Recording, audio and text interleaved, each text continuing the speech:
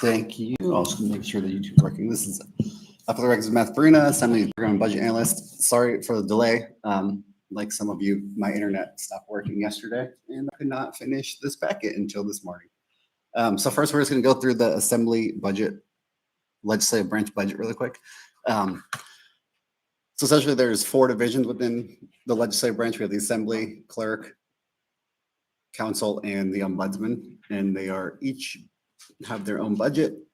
And you have this in your packet. So I'm going to jump down to the numbers section. So the first page you're going to see is a summary in the budget book on page ASM 6. And this is the whole department. So it has all 4 divisions: Assembly, Clerk, Ombudsman, and Council. You can't see Council because it is currently counted in this number you see here, which is very small on your screen. And then the Clerk and the Ombudsman. This year in total, it's a relatively flat budget, except for the Ombudsman, due to the Ombudsman receiving a raise in this year. And since their budget is not very large, the percent increase looks big, but since it's a small number, it's not very monetarily large. Try to track you. I know you got something up on the screen. Do we have this in front of us as well? Is there any? Is it in the packet? This is in the budget book. It's in the book. Yeah, it's in the Sorry, book. I'm not tracking you for a So second. yeah, if you go Assembly, it should be there. Okay. Sorry about that. And could you speak just a little bit more loudly, Mr. Frey? Yes. So just to clarify where we're at, we're not going over this yet. We're going over the Assembly. No, budget. we're doing the Assembly branch budget as the last part of the budget briefing before we sorry. pivot into amendments. Just I got behind. All right, thanks. Okay. Since there is not a lot changing in the Assembly budget, there's a few one-times coming out from last year. There's a vote by mail project. No, can I interrupt briefly again? Yes. Can you verify we're streaming on YouTube? Yes, I did have to restart it to get the microphone to work. So it's possible the link is wrong, and I will have Travis fix that on the website. I can also email it out. Yeah, the municipal attorney says it's actually streaming. So let me just verify. Okay, hold on. Let me just fix that real quick. I'm not able to access it, if that's helpful. If you go to muni.org/watch now and click on the Muni MOA meetings on YouTube link right there, it works. Apparently, though, there is no sound.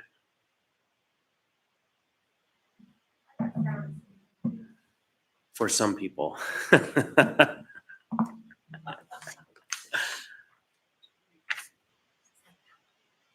So the calendar. It's working with sound. Okay, good. The calendar link is busted, so I don't know if we can update that quickly for folks. But okay, now we're ready to proceed. But sorry, our budget analyst is also our tech person, so I can't do both at once.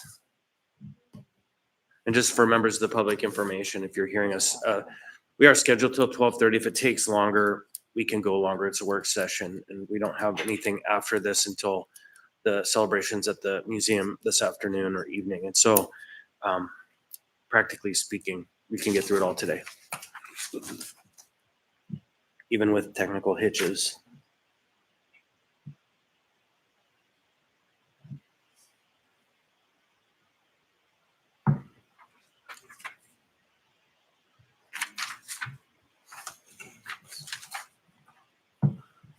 Through Chair, I'm emailing out the YouTube link to the whole work session email and adding the packet to it as well.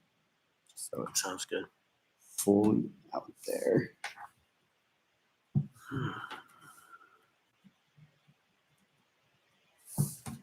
Okay, so that'll be sent. This should be out shortly to everybody.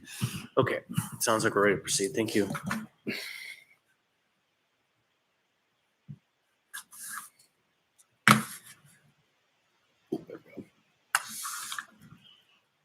So these are just the one times that are being removed. There's some funding for the task force and then the MOA 50 celebration, and then a old project that was completed last year. For additions, this is the assembly division, and this is including the assembly, LSO, and council's office. No real increases here, just a small increase in salaries. Other than that, it's a flat budget. And that is basically true for the entire department. These are details. This is the clerk's office. There's a small increase again for salary and benefits, but other than that, non-labor is flat. And for the ombudsman, the same thing is true. There is an increase in salary from a raise this year, and that is being added to the budget for 26. And other than that, the non-labor budget is flat. So for the most part, the 26. I can speak briefly to that. We did an internal salary survey over the last couple of years. It's been clear that the assembly branch labor is way under administration side for repairable work. And not all of the jobs are comparable to the administration, but there has been an ongoing effort. It's about a 3-year effort to bring the branch salaries to parity with the administration for like positions. And so this is part of that conversation. Just for the ombudsman or for the whole? No, it's ongoing and it's multi-year, and it will, by the time it's done over a 3-year period, generally align all the positions. So just this one shows up here in this way. Yes. And there's part of this 13% increase is also the addition of benefits for one of the ombudsman employees that previously did not take them. And so between the salary increase and the benefits for the new employee they hired, that is what this is. But outside of those adjustments, this was the 26 budget for the legislative branch is flat. Is there any questions on it? Mr. President. So let me just say before I start asking my questions that I think what I'd love to see in future years is that I'm assuming the departments have a full budget discussion and develop their budget, and then it comes to the assembly, right? So that like you work with each of the departments, police department, fire department, everything. Does the assembly do that? Do we have a budget discussion as an assembly in terms of our staff and our things for the year and what we're going to do, and have a conversation about that, and then so that we can have an agreement upon our budget, and then it goes forward as part of the budget? How does that process, how has that worked in the past? So there haven't been any substantial changes. It's all continuation. And so there hasn't been anybody that made a request to substantially reorganize the branch. And so I think that it's a fair question to put into a process. However, the methodology is just continuation. And so when there are changes made, they do come forward in the context of authorizing a new position, but we haven't done that for a couple of years. Yeah. So there haven't been any meaningful changes. Okay. I guess I just would like to put on the record that it's challenging to squeeze this into this moment when I think there is a desire to have a more comprehensive conversation about the assembly's budget, and it doesn't feel like that this is the time to do it. And so this is the time to kind of just review the proposal and ask questions, that sort of thing, not a conversation about this larger conversation. So I just want to point that out that I'd like to have that conversation, and I'd like for us to find time to do that. I don't think it means that there needs to be changes. I don't think that's what I'm indicating. I just think it's a healthy process for us to do that each year. And so when the budget is proposed, it's something that has been discussed among the assembly, at least somewhat. So I just wanted to sort of put that on the record first before I ask my questions. Briefly respond to that. There are 3 primary opportunities in which that can or does occur. One is the strategic planning process writ large, and then the updates on our work plan that go on a quarterly basis. And there's the rules committee, and then there's the budget and finance committee. So however, in the coming year, folks want to organize that conversation for the review of the assembly branch budget, those are your primary times that make sense to do that based on the current structure. Okay, great. And then the only other question I had, and I think it was answered, was around the ombudsman change, and that was just someone who didn't have benefits now does, and that there was a salary increase. Great. And I think that's all the questions I have. Thanks. Ms. Bradley? Thanks. I do think it would be helpful to review the budget. Part of why, well, we didn't have time for this on the 24th, so this ideally would have been covered with all the others. But I think also it would be helpful for newer members to understand what's in the budget. And I think there's been a lot of questions from the public about why has our budget increased? And I think we do need to unpack that and really hone in on where those increases were. Because just a point, Mr. Farina, if you could. Sorry, Mr. Farina, can you scroll up to a prior page on the screen, just to the department summary?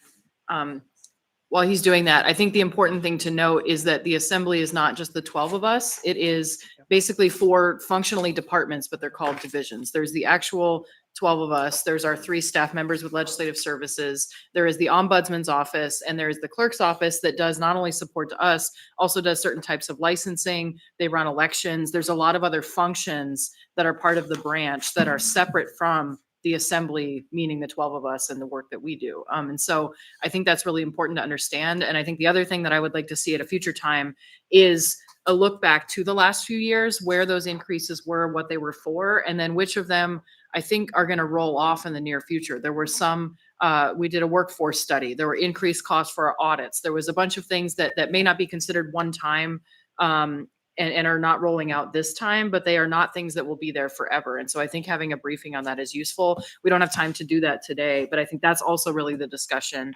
And we're having a retreat next week. I think that's not a deep dive on our budget, but that is another opportunity to say, where should we focus our resources, and really, look back to how the investments that we've made, like legislative services, have maybe, impacted our capacity to do work. So that's my recommendations for later. So I would also encourage folks to take a look at that. And again, consider the assembly, not just 12 people, but an entire branch. Thanks.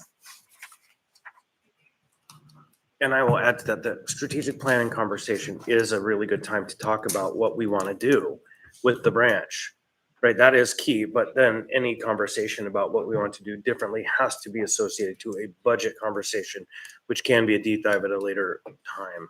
And so that I think is the next great opportunity, and then quarterly, and then rules committee, and then budget. Other members on the branch budget? Just one other comment, Yeah, and that is sure.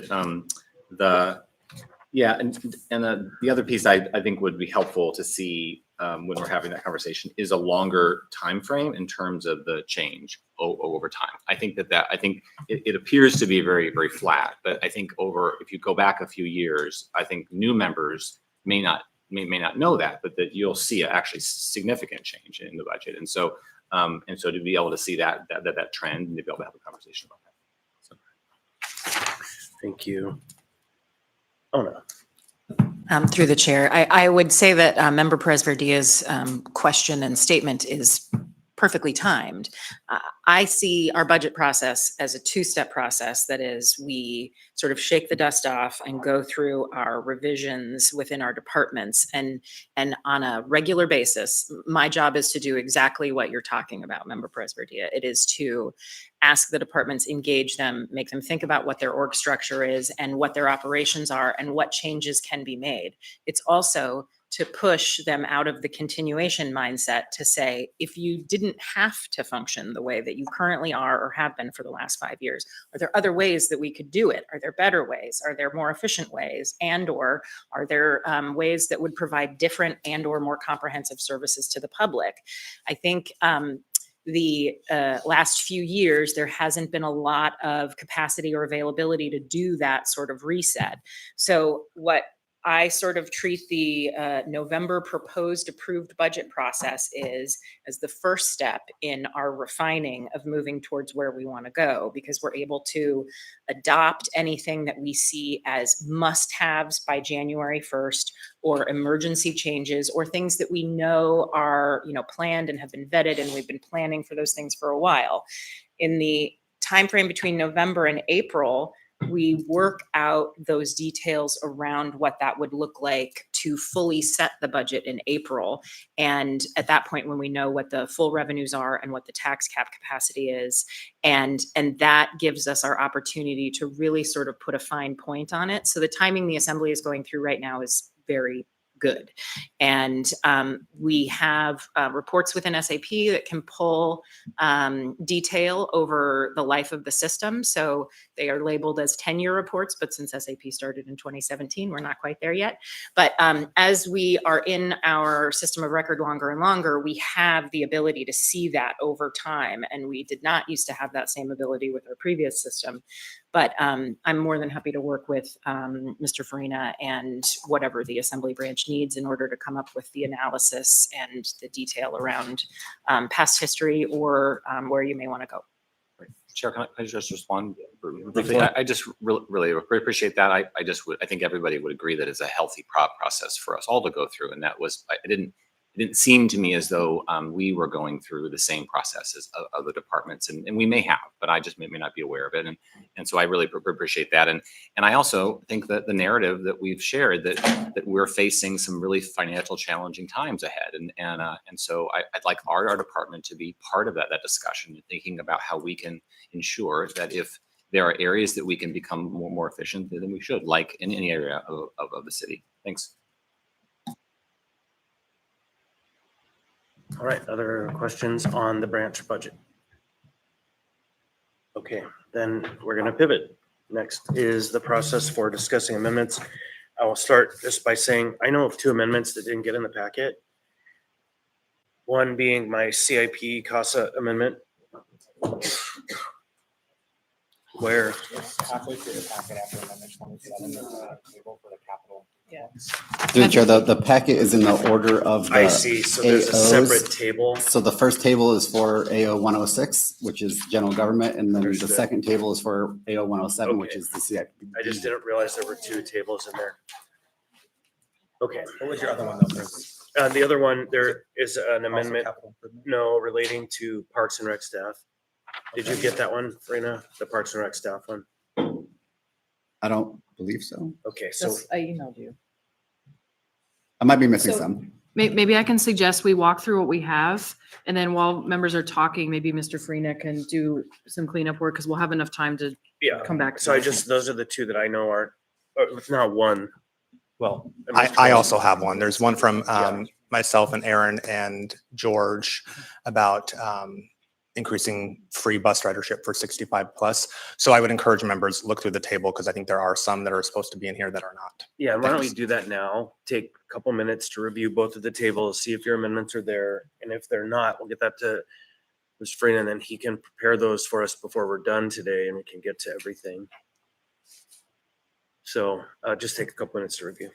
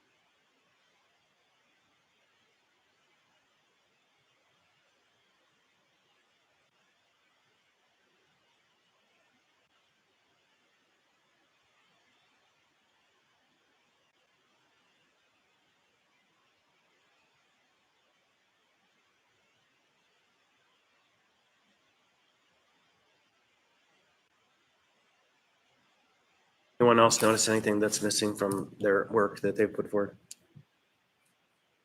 Okay.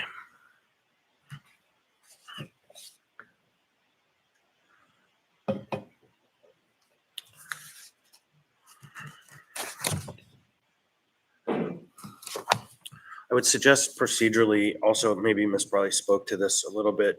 If there are amendments that are similar enough to be spoken about in one batch, let's try to do that. Like for mine that are in the CIP ones, they're all the same amendment. Just they were broken down as individual.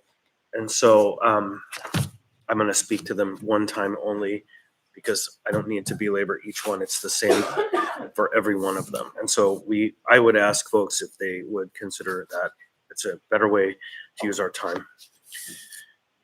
You ready? Okay, so at this point, there are two that appear to need to be printed. One is the labor for Parks and Rec, and one is, oh, there's more? Yeah. What's missing? Go ahead, Ms. Brown. Yeah, I think I had two amendments that are not in here that I can see. One of them is related to alcohol and marijuana tax education. The other one is related to fiscal future. So I'll work with Mr. Farina. So I guess if any other members are not seeing your name on any of these, just email Mr. Farina. So we have maybe two more than the two that we have identified. So, and maybe there's more. Okay, we'll get started. And we'll start just going in the order that they're on the paper in front of us. So we're taking up the operating budget, the general government budget first. I don't have that item number before me, but we'll start with the First Amendment, Mr. Volland. Okay, Amendment 1, it is a net zero amendment. It decreases the amount in the marijuana tax that is currently marked for pilot projects by $125,000 as a direct grant to Best Beginnings, which is an organization that we have funded for a few years now, and I think they do really good work. And there's some information included on their progress and how their participation has gone up quite a bit in the past decade or so. And yeah, for me, it's just, I think, an important early literacy program that I'd like to support again. In the past, we have also supported it via the alcohol tax. So I'm not super hung up on the mechanism, either alcohol tax or marijuana tax. I think it could come out of both. It fits into both buckets, early education, but they also have some CDC information, which we have used to program it out of the alcohol tax before, about early family bonding and how reading together assist with that. Thanks. Okay, any questions? Mr. Presverdia? Okay.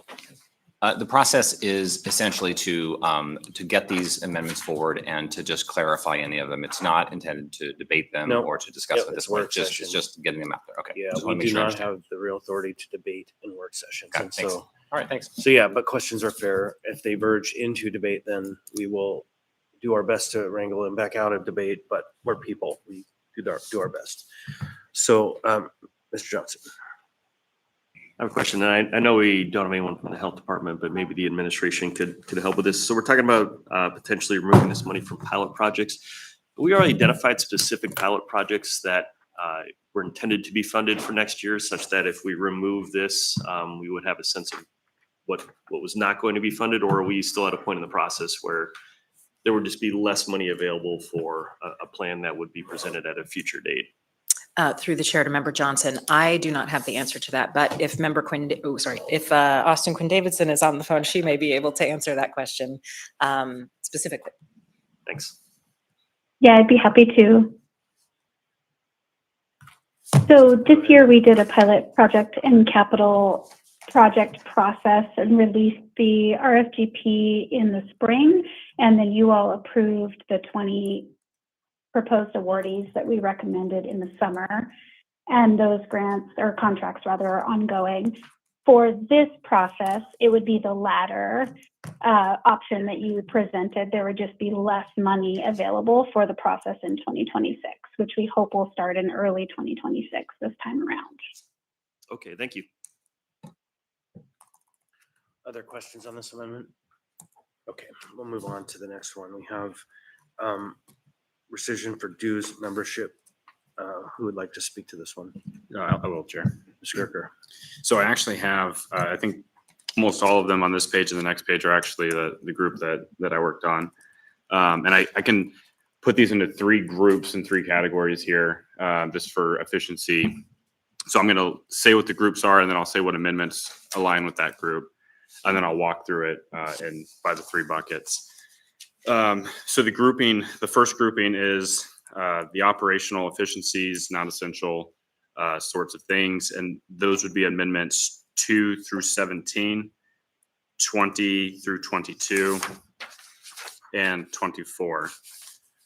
And then the second is looking Excuse me, Member for, Greco, would you repeat those again, please? yeah, of course. It's 2 through 17, 20 through 22, and 24. Thank you. Yeah. And then the second grouping is looking for creative ways to free up some money around targeting where funds could be stashed at. Not saying a slush fund, but operationally, that is kind of what that comes down to. That would be amendment number 25. And then duplicative services would be amendments 18 and 19. That again? 18 and No, 19, The label, that's the third bucket. duplicative services. Go ahead. Okay. So overall, broadly, generally, I'll say there's probably shouldn't be a surprise to anybody that I'm looking for some cuts. It's something I think that I've had broadcasted pretty clearly since I've been on the body. What I'm looking for is ways where we can trim around the edges, make some smart surgical cuts that do not impact services to the citizens, and also doesn't impact public safety and their ability to put out fires, respond to crimes, and clear the roads. And also, so that's the main driver here. Look, we know that we've got the AMA contract coming up, and we know that we've got to try and find some money for that, and this could be a great way to do this. So the first set of things is travel. In the first bucket, non-essential operational efficiency. I'm proposing cutting traveling for the majority of the budgets, for the majority of the departments across the board. Now, this does not mean that a department is not able to travel. If it is an essential need, they need to move money around a little bit within their own budget to do that. They've got the discretion to do that. Furniture, office refurbishment, stuff like that. If we are facing a fiscal cliff and we have, I think, 5 new tax proposals on deck right now, I just think it's time to tighten the belt a little bit then, and we don't need to be refurbishing our offices at that point. Dues memberships, these things are things to me that are nice to have, right? Like the National Association of Counties, League of Cities, very cool things to be a part of. But if we're in a fiscal crisis and we have multiple tax proposals staring us down the barrel, maybe it's not the best use of our funds right now. That essentially covers the first bucket. The second one is a little bit more complicated, so let me walk you through the methodology a little bit. This is cutting funds for vacant funded, non-recruited for PCNs.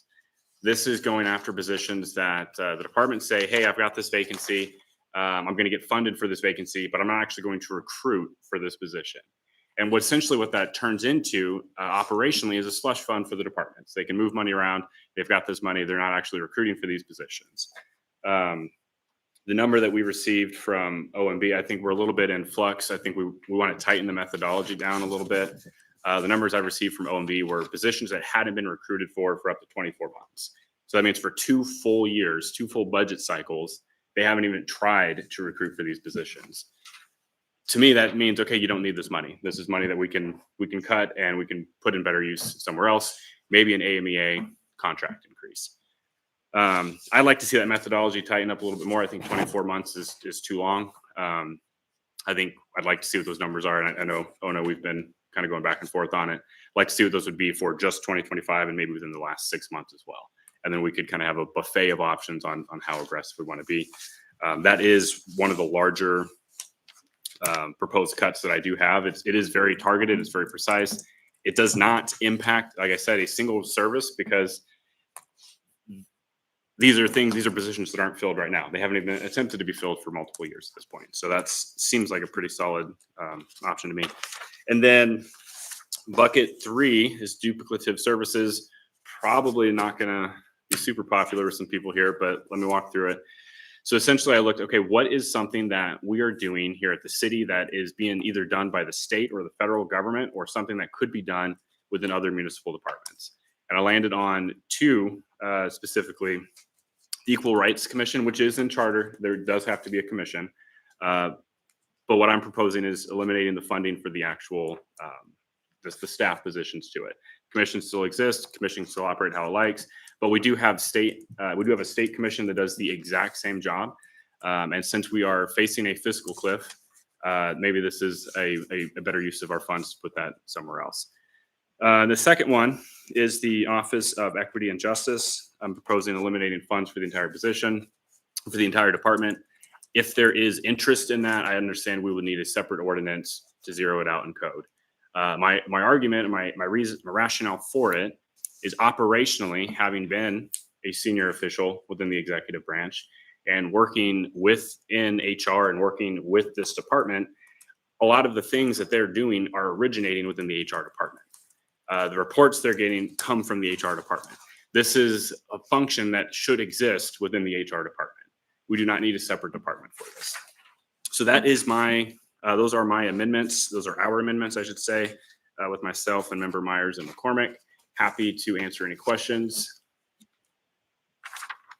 White applause. No, Mr. Johnson. Yeah, thanks. So Oh, I'm for sorry. the one around the non-recruited positions, I'm assuming at some point we'll see a list of what these positions look like and then where they exist currently in departments. Through the chair to Member Johnson, a few things. One, there is a page in your budget book that is position count. And I think in the past, we have provided a full vacancy detail on what for each of those departments.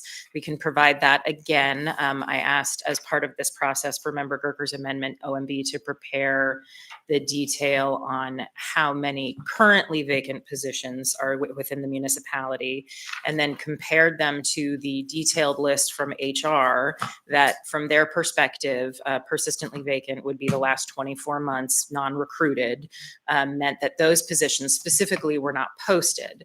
So then we took that detail and compared it to the positions that are actively funded within the budget, because we have lots of different kinds of budget displays, and we have both positions that are included in the budget that you see represented. We have positions that are included as part of a grant that you will see in the department summaries as the sort of third page or the third section of our operating sections that have PCNs assigned to it.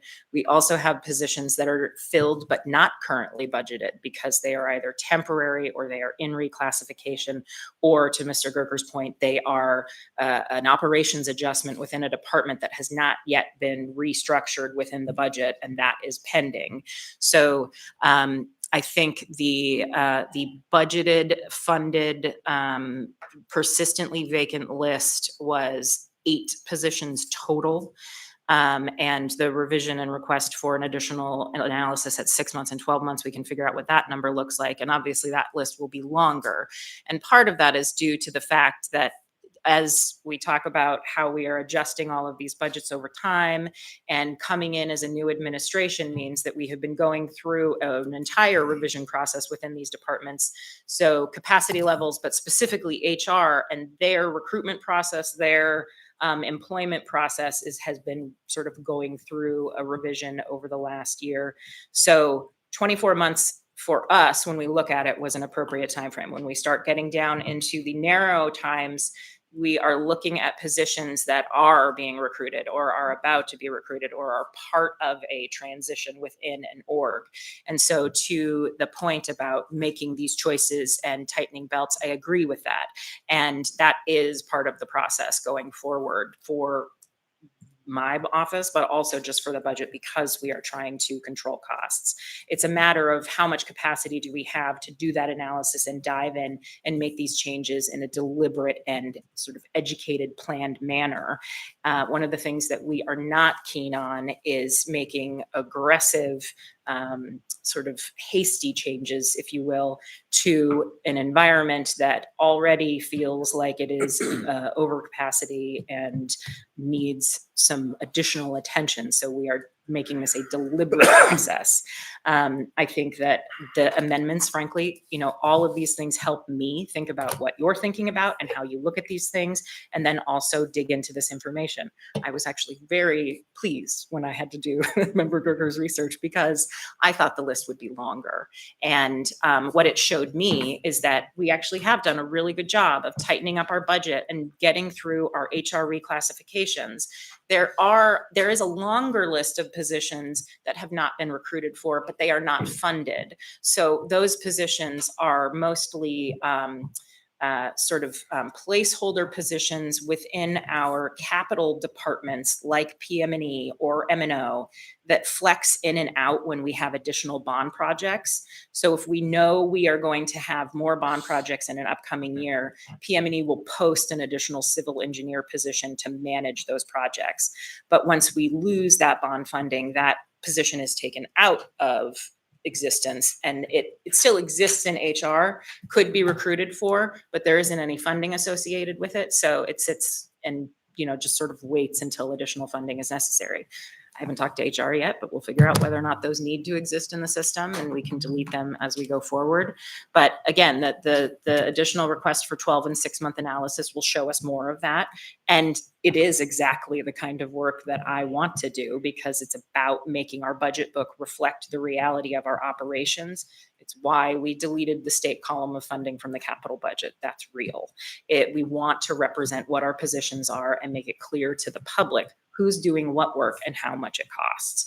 So I appreciate all of this thought and effort that goes into this. And I would expect that we will see a lot more of this kind of specific analysis going forward while we're going through our, budget tightening and efficiency models, reviewing the actual operations of each department. And that would be part of potentially the reclassification that is going on with the one position from OMB that is included in that 8-person list, because ultimately each of the items on the 8 PCN funded vacant list have a story behind them. One is from OMB, and the story is that we have 3 budget analyst positions. And in 2022, I believe, traditionally we've had 2 long-term budget analysts, and one sort of flows in and out depending on availability and hire. In 2022, one of our budget analysts became the OMB director, and then that position was vacant, and it became a cycle of filling sort of the 2 positions. In the turnover of staff within the OMB department, including the directors over the last 3 years, the 3rd budget analyst position, which is the one PCN identified from OMB, has not been recruited for because we have been working through the other 2 positions and reorging and restructuring OMB to be a department that can do all of this work that we are talking about. And so that position is in reclassification right now to be posted for recruitment. And there's another position that is within the Muni Manager's office that is part of transportation inspection.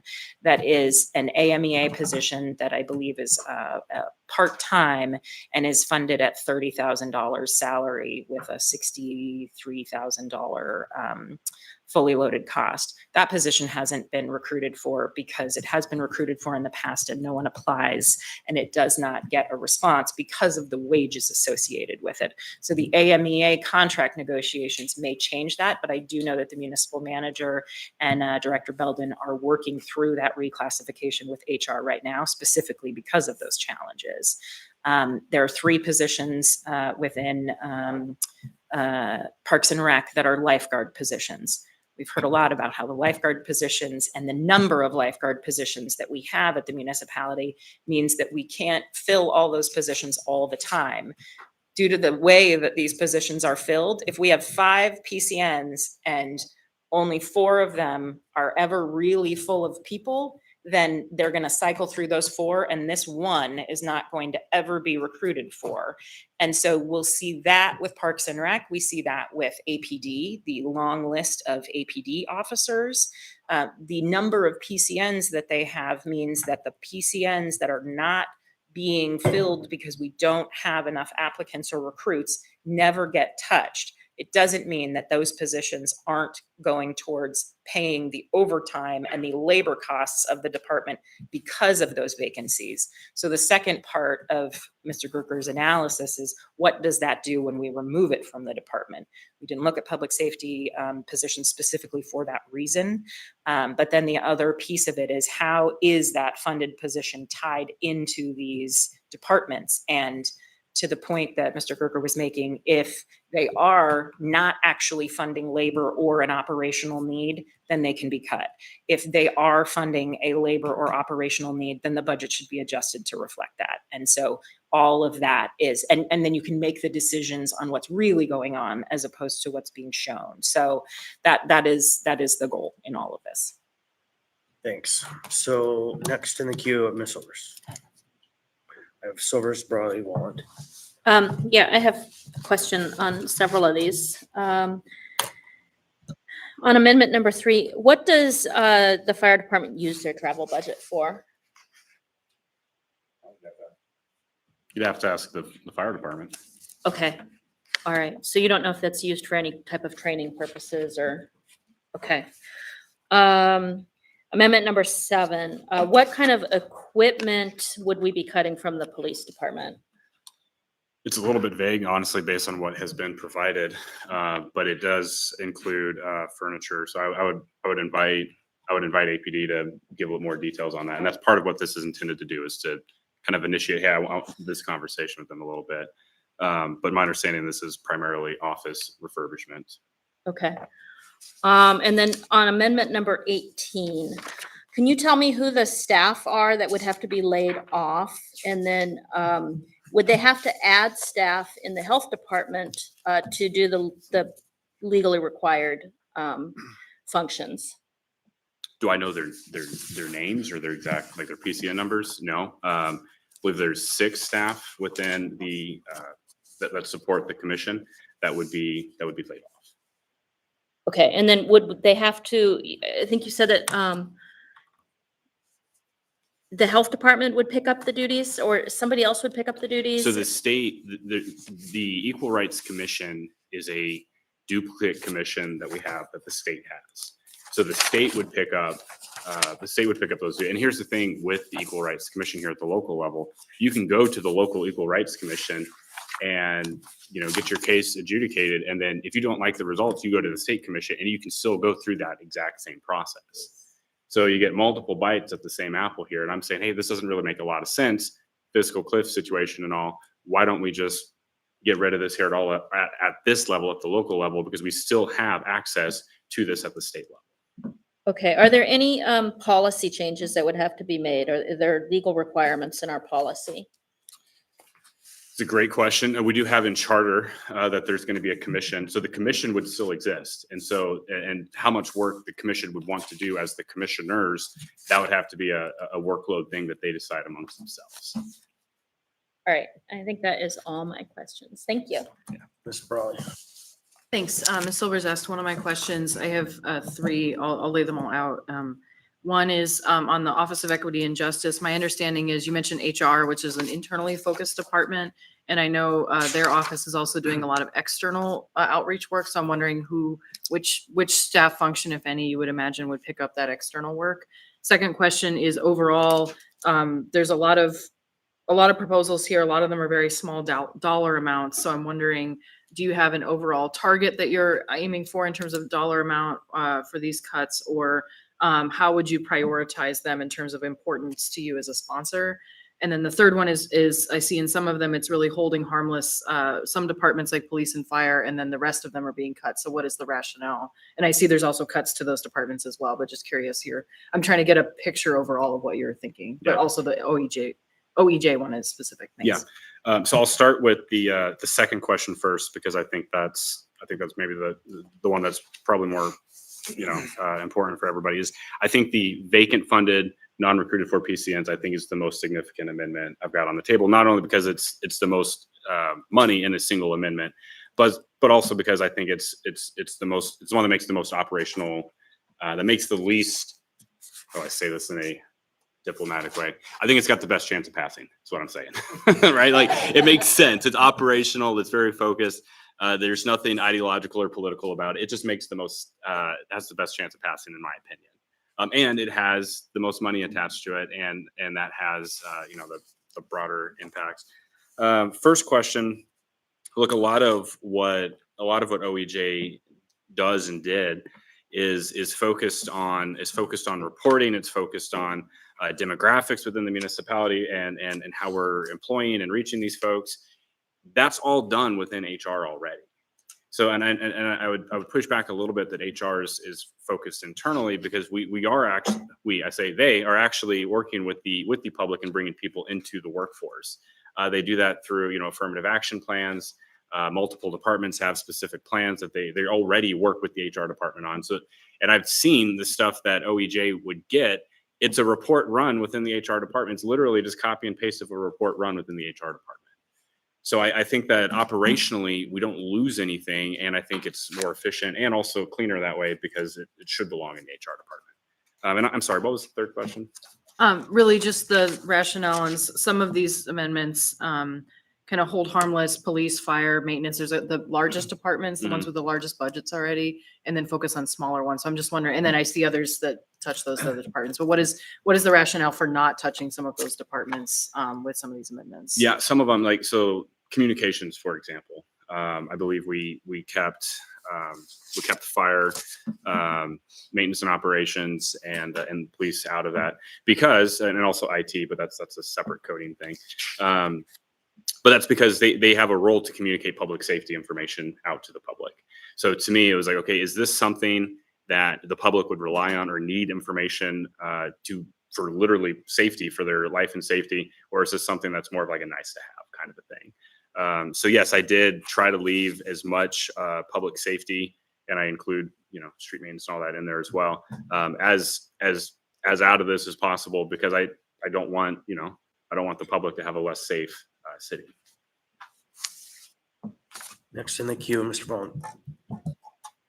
Thank you. So yeah, for the unrecruited positions, I can kind of see the rationale.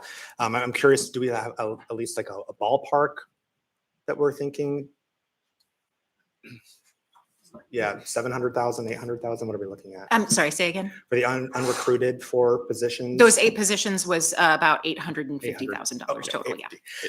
Okay, and then my next question is, so for some of these that are more similar, like the travel cuts and meeting meals and that kind of stuff, I'm wondering, do the sponsors for efficiency on the 18th, would you consider grouping any of those and taking them as one, or do you intend to move forward with them each as a separate item? So travel for the assemblies, travel for the internal audit, travel for the, just because I mean, that's a lot of amendments to move potentially.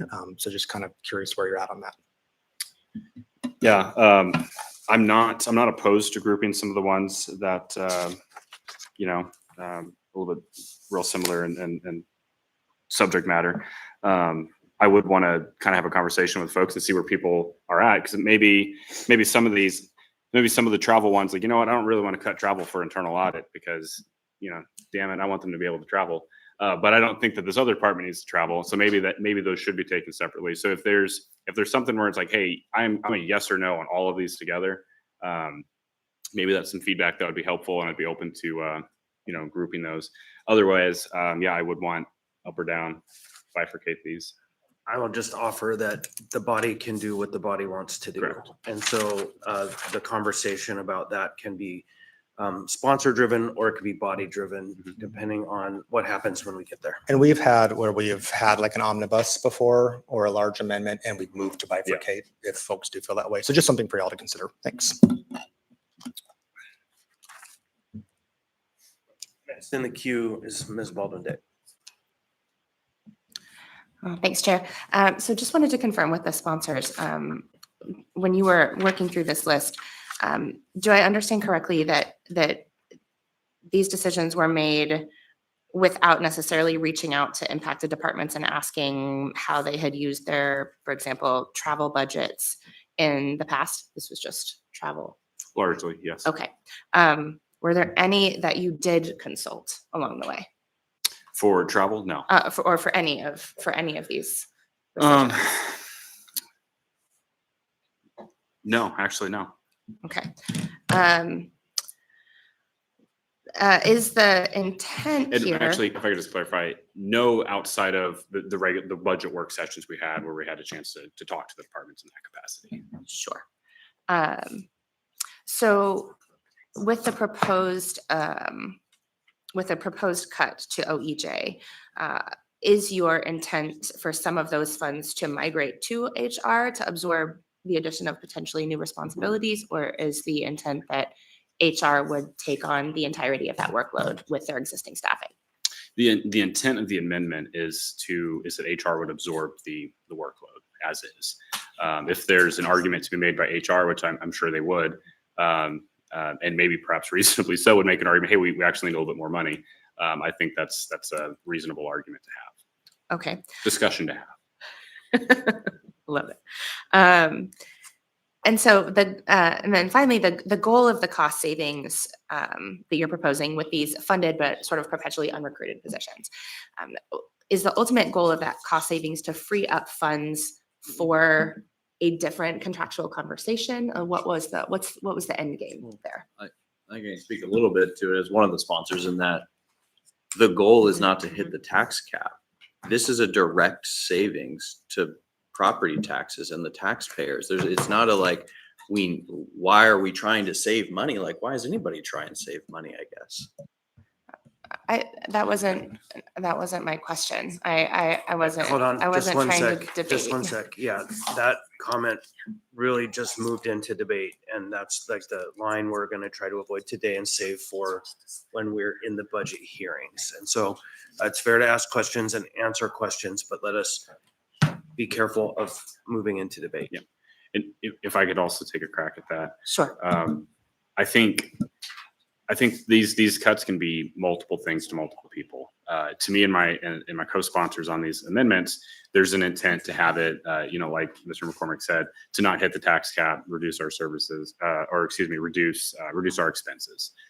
To others, this cut could also mean freeing up funds for that we know is going to be an expensive AMEA contract. That's going to have a ripple effect with the supervisors and exec positions. So I guess it could be multiple things to multiple people. It depends on who you are and what your goal is. My personal goal here was to trim the budget and try to get some cost savings so we don't hit the tax cap and bring a reduction in the size and scope of government. Others could have different goals, but the same outcome. Sure. And I totally appreciate that. With respect to, I think what I'm hearing underneath that is a goal to functionally reduce property taxes. Did you have a goal reduction in mind per property owner when you were conceptualizing these cuts? Did you have a number in mind? Like, I would like to reduce everyone's property taxes by X amount of dollars. Was that part of the universe you contemplated? I'll let if any of the other sponsors want to speak to their own motive, but I'll say for me, when I was looking at it, I was not looking for a specific dollar amount to reduce property taxes. I was looking for the low hanging fruit, the easy to trim things that do not impact services, and then see what that looks like from there. So I wasn't going to artificially say this is the amount and I'm going to bulldoze everything my way to get to it. I was looking for, okay, where are the easy to cut things? Thank you. That's helpful. Other questions? Well, dang, we're going to be done early because we're not really work our way through all this. And so we're still waiting for some additional amendments to arrive.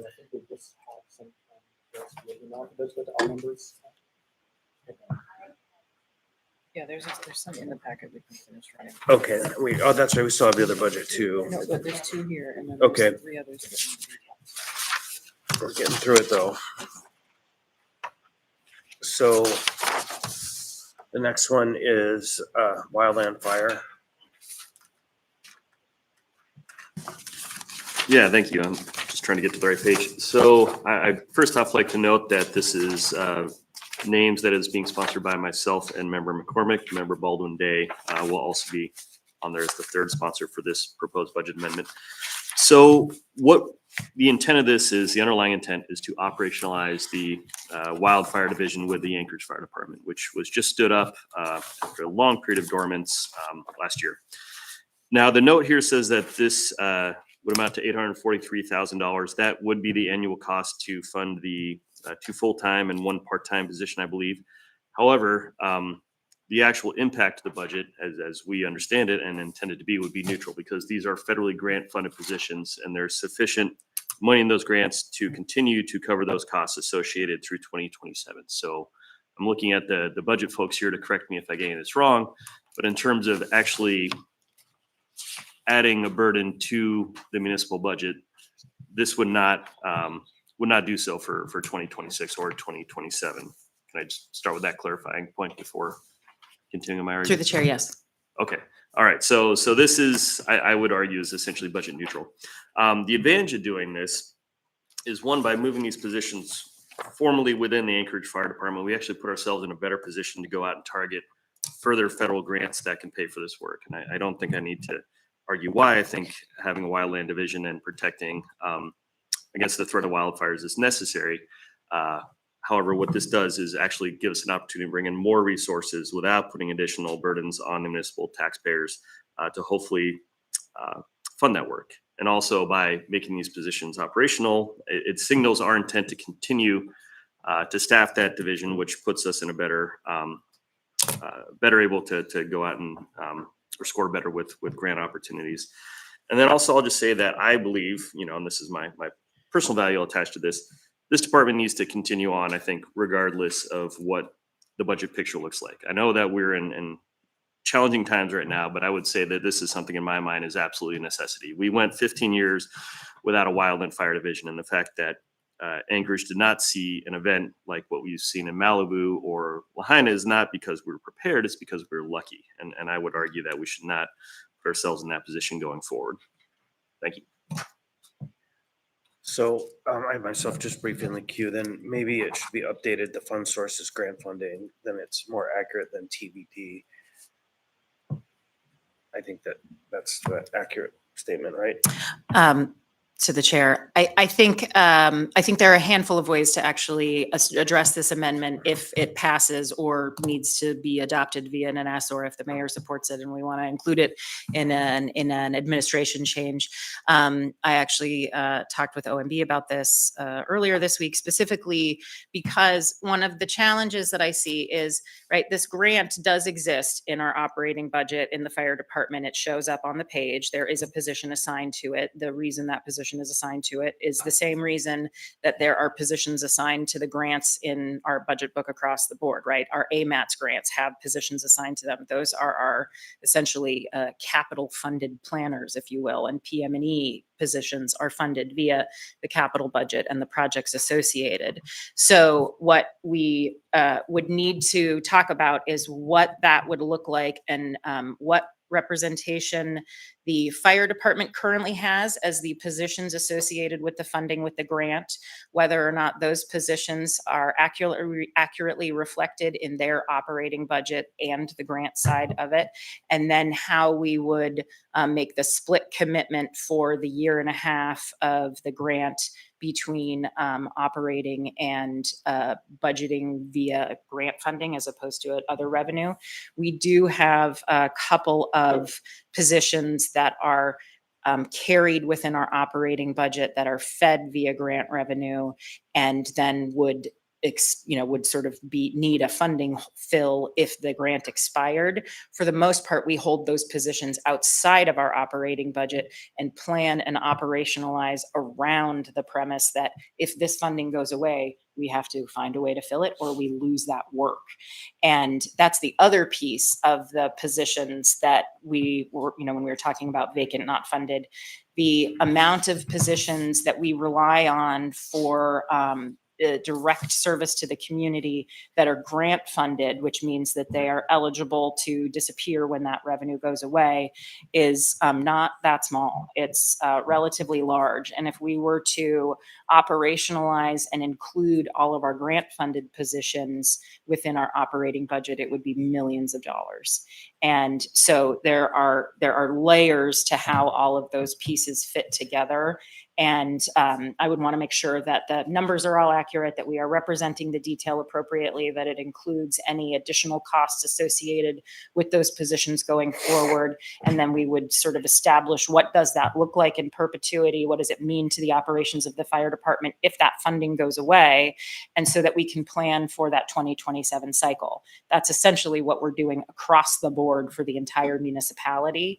And particularly the fire department it needs some assessment on how all of that is structured within our budget system compared to how they actually operate on a regular basis, because I think that deep dive that member Perez Verdillo was talking about earlier hasn't happened, particularly with a lot of our larger budgets in a very long time. So if that's where all the money is, that's where we're going to go look and audit and try and dig into what those operational processes look like. What we are not inclined to do is to make cuts immediately and or before that analysis is done. One of the challenges that we have is outside of 5 departments, the bulk of our municipal departments are very small and the personnel count is very small. So when we touch one thing, we impact the entire ecosystem.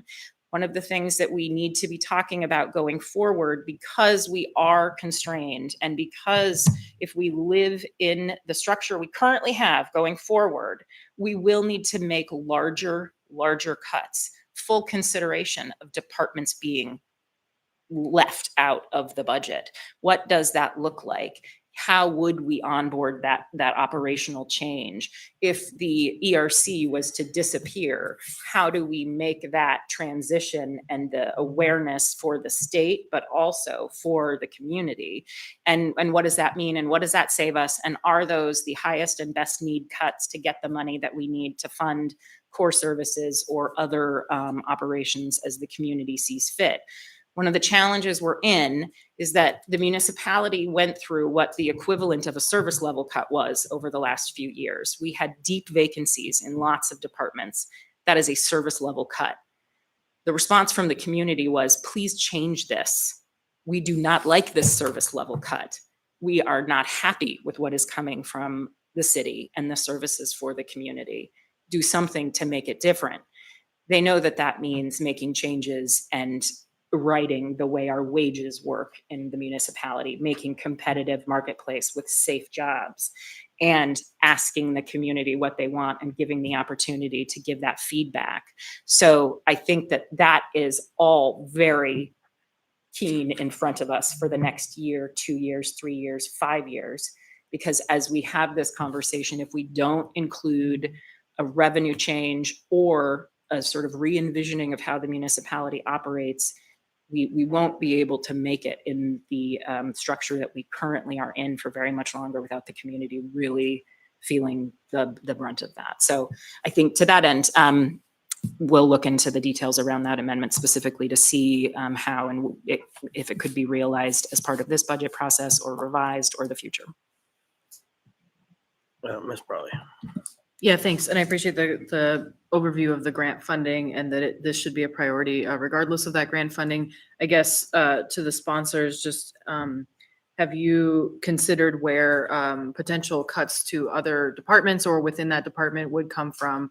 Because I think the grant runs out. And so whether we answer that question this coming year or a future year, I think that's something that I would like to see from the sponsors. Thanks. Yeah, I'll say, I think that's a fair question. I'll say the grants we have right now should fund these positions all the way through 2027. So not to kick the can down the road, but that is quite a bit of runway. And I think also our hope would be, now we've been effective and successful in finding federal grant sources, that, you know, we can't rule out the possibility that that might not be an opportunity moving forward as well. So I understand. I don't like creating unfunded mandates for future assemblies, but I think in this case, especially given the length, the duration of the current grant funding, I don't feel like it's a today problem necessarily.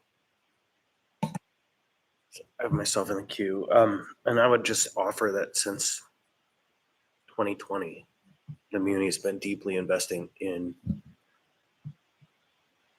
okay, I'll be right back to you then. Deeply investing in this process. And so there's no argument this is coming out of nowhere. I mean, there is a really good argument for operationalizing. But the question I have is, you mentioned again the AERC thing. Because you brought that up, I'm going to ask Dean. Dean, will you provide some legal analysis before we get to the budget votes about the mandate in the charter to provide AERC and if we need to fund it? And so I don't need that answer today. But I think that it's a question, since the proposal is to eliminate all of the staff, that we should have an answer to that. But again, I don't think I need you to tell me off the cuff. Yeah, Mr. Chair, thank you for saying not today. I appreciate that. Yeah. Just to make sure I understand, to make sure I understand the analysis you want, is what does this charter require us to provide Yeah. for the Equal Rights Commission Yeah. and the positions for it, right? Yeah, how we're Sort of doing a it. minimal legal requirement. Thank you. So I have Walland, I guess, and then President. Yeah, so I guess I just want to know very simply, this 843,000 being funded by a grant, does that mean this has no impact on our room under the cap for the 2026 budget? Through the chair, does this amendment have any impact? Right. It would depend on how it was actually onboarded, but due to the fact that we would not onboard it in a way that it would have an impact to the tax cap. So it does not. Okay, so I mean, what is it? We have right now 175, 125 under the cap. I should know specifically. Correct. Which is it? 175. 175. Okay, this is not going to eat into that. It should not. And that's what I'm saying right now. I need to actually vet what the positions are and where they are housed within the fire department budget to make sure that this grant matches that information, et cetera, et cetera. But if I understand the intent of the sponsor to be that we secure this work in a way that means that even if the grant expires, we continue to fund it. So it would not have a 2026 impact that I'm aware of. Perfect. Thank you, Anna. I mean, ultimately, what this is doing is moving it from one-time funding to annualized funding. So, Mr. President. Yeah, just, sorry, going back, you mentioned an ask of Dean, and I wanted to just go back to the conversation about the equity, what's the department's name?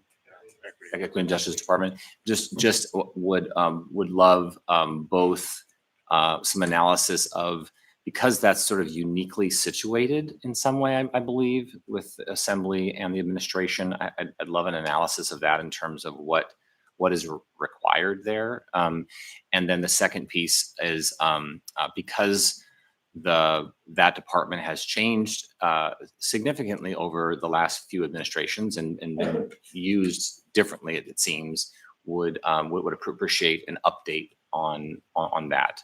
In terms of currently what its role is and work it's doing and those kinds of things. So we really do understand the nature of that and the potential impact of a change.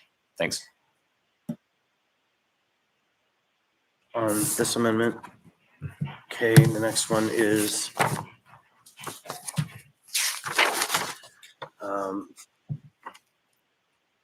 amendment for the comp plan, Ms. Baldwin. Thank you, Chair. Yes, this is $50,000 to the planning department under the tax cap to begin the process of the next comprehensive plan update. We are in the midst of a 10-year targeted review that has become so cumbersome that the Planning and Zoning Commission does not want anything to do with it anymore, which indicates to me that by timeline and also by function, we have reached a point where in order to proceed in a really thoughtful and I think efficient way with land use questions, zoning changes, and particularly housing development in Anchorage, a revisiting of our comprehensive plan is in order. And that is the purpose of this amendment, to take a chunk of funds and put them towards not utilizing planning staff, but utilizing the term contract that they currently have to have a very clear project scope defined to make sure that in this go around with the comprehensive plan, we are using best practices in terms of community engagement, staffing, all of those things, so that this particular rewrite of the comprehensive plan does not in fact take 7 years. I think my preference would be to see it take 18 months or less. And so leveraging outside expertise to create the plan to make that possible so that we can execute that plan in a timely fashion and get a plan that actually has the facts on the ground as its foundation, as opposed to what we thought the facts were going to be upwards of 20 years ago. So that is my amendment. Thank you. Mr. Vaughn. Thank you.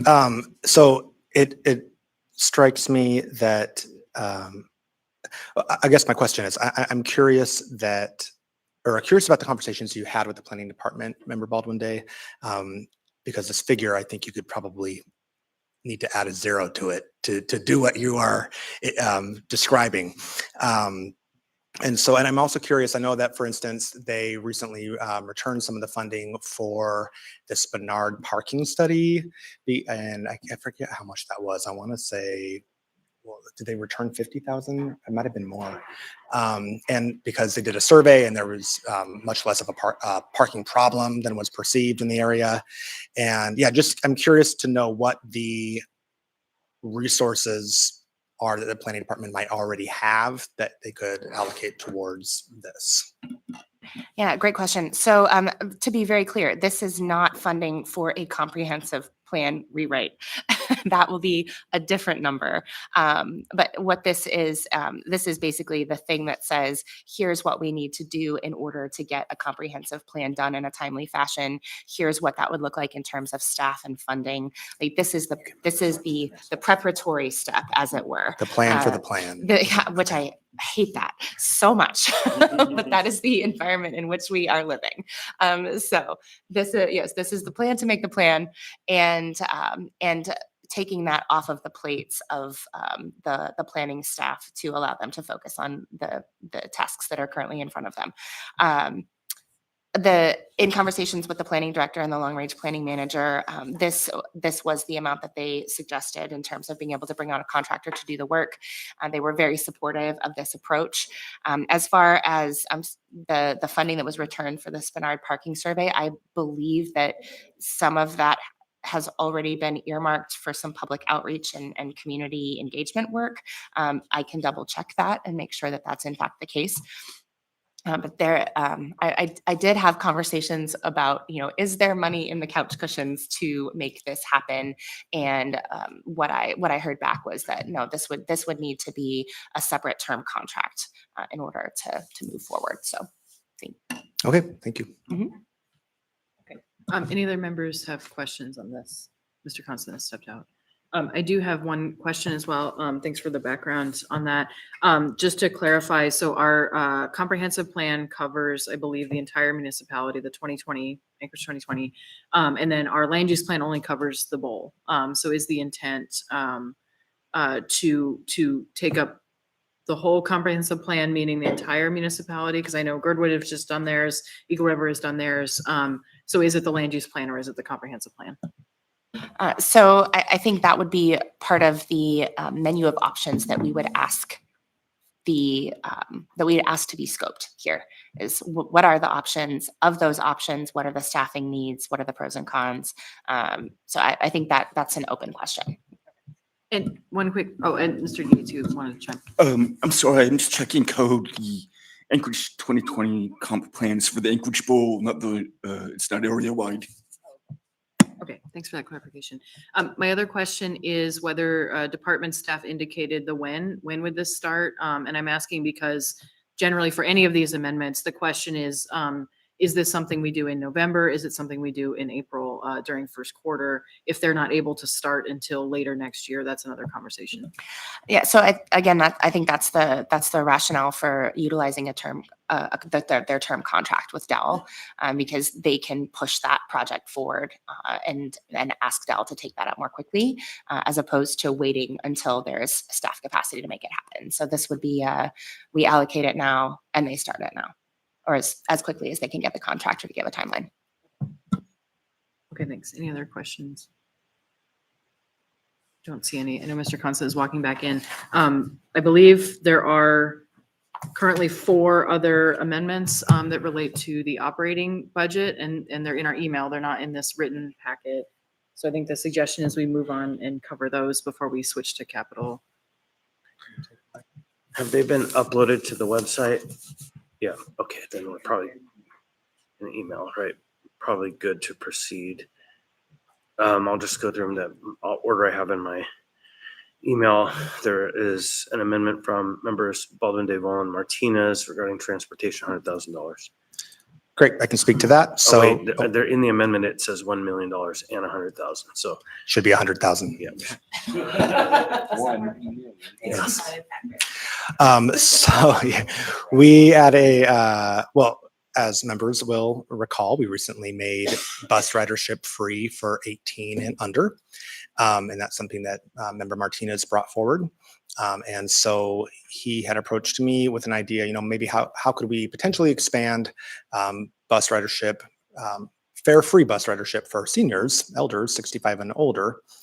And then I think just a couple days after that, we had a transportation committee, or was it? Yeah, transportation committee, and Member Baldwin Day and I were present. And there was, I think, 5 or 6 elders who came to that meeting and were part of the public comment process. And they were all there to support the idea of expanded fare-free ridership for seniors. So we asked Bart Rudolph at People Mover, at Public Transportation Department, what would it look like if we were to make it entirely free? And that was, of course, a much higher dollar figure. Or what would it look like if we were just to add 1 day fare free for seniors? Right now, they ride for free on Wednesdays. And so if we were add maybe a Tuesday or a Thursday. And so the number that he came back with, and I believe you all have this in your emails as well, was 100,000, and that there would be perhaps a very marginal reduction or offset to anchor rides. So that's what we are putting forward today. Any questions, Mr. Kirker? Get the mic to turn on.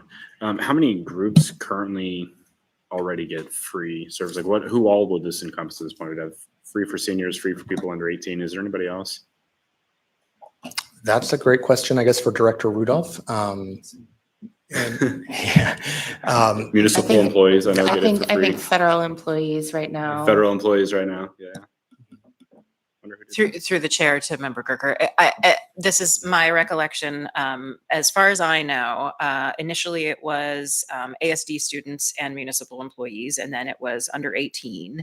And if we were to add the senior characterization, then it would be the municipal and government employees, the under 18 and seniors. That's as far as I know. I don't know if there are additional free ridership availabilities, but we can certainly check with Director Rudolph to confirm. Yeah, and seniors, just for clarity, 65, that's what we're, okay. Getting Social Security. I do think that there are some subsidy ones that go out for certain nonprofits, but they're limited and they're like Coinbase or. Through the chair, yeah, the bus pass. There's like a token yeah. process that you can get for a day. So there is a small group there, but they can detail that for us. Right. Mr. Vaughn. And this is not to get into debate on this, but I think one thing that's like really hard to cost out on an amendment like this is that if more people are using public transit, what is the cost savings of less wear and tear by more single occupancy vehicles on our infrastructure? So just something to consider.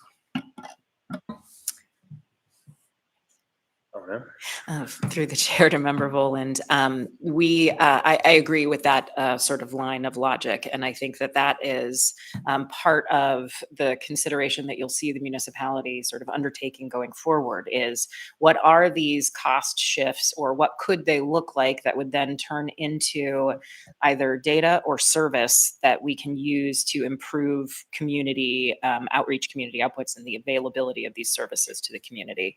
So when the conversation about this specific amendment came forward, I believe last week or a little bit before that, we started thinking about what is that cost conversion and how would that offset some of the use, particularly with our Anchor Rides program, because the Anchor Rides program is now running up against a contract issue where the cost of providing the service as is currently provided is much more expensive than is budgeted. So what does that negotiation process look like? And then what does that service level look like?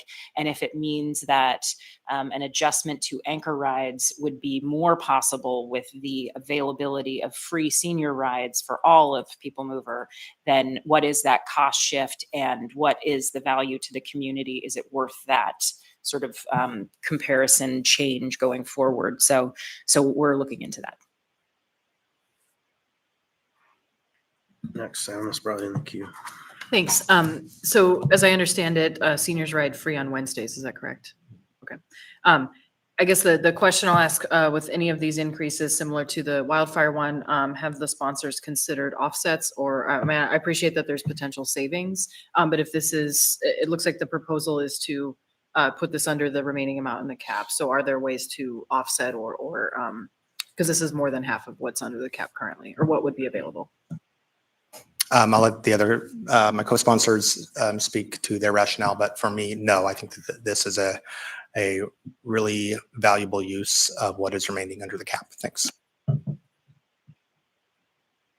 In my conversations with Director Rudolph, there were no internal offsets for this kind of change. Okay, so George, were you in the queue? Nope, that's okay.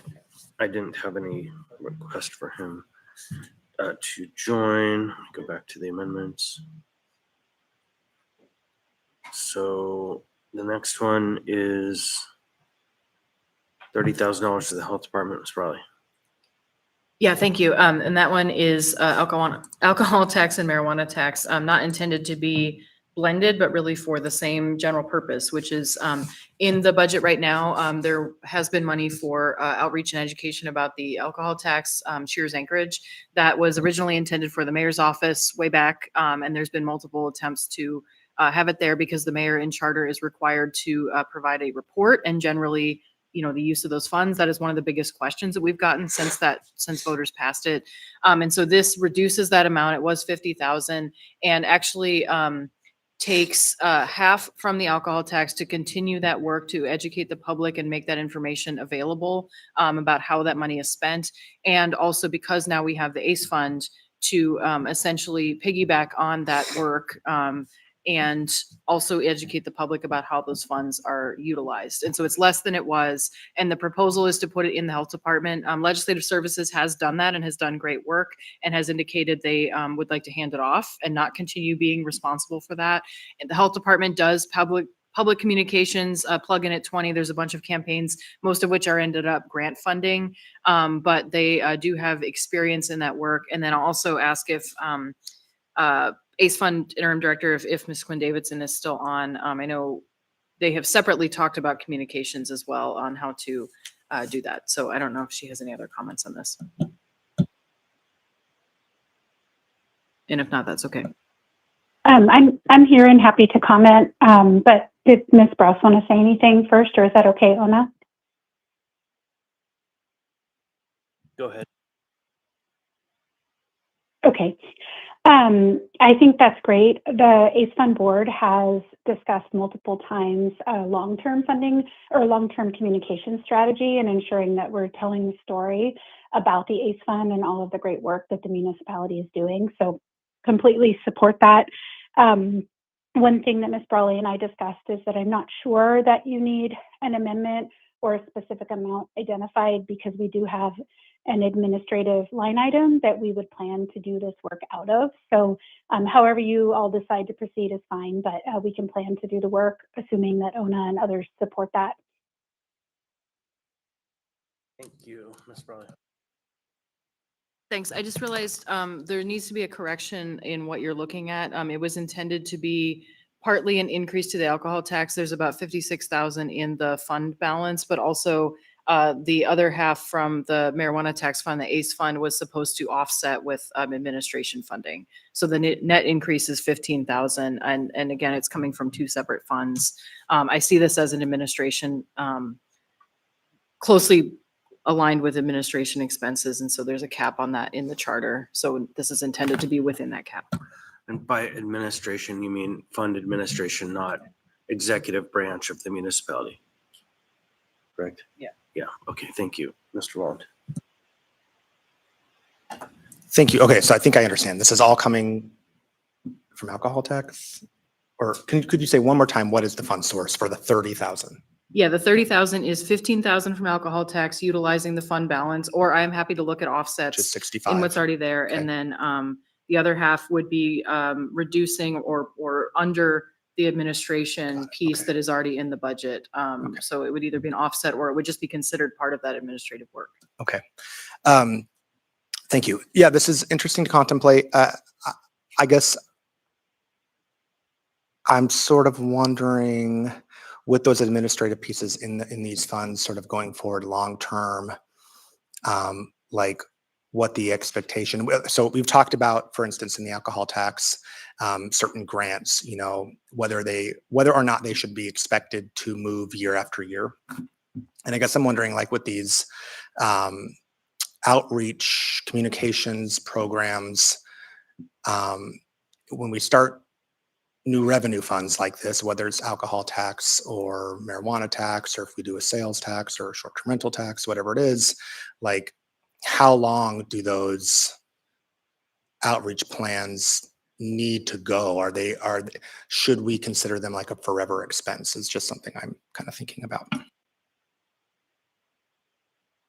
That sounds like debate, but it's not meant to. I guess the specific question is maybe for the sponsor of this. Do you see this as needing to be a year after year thing for both of these funds?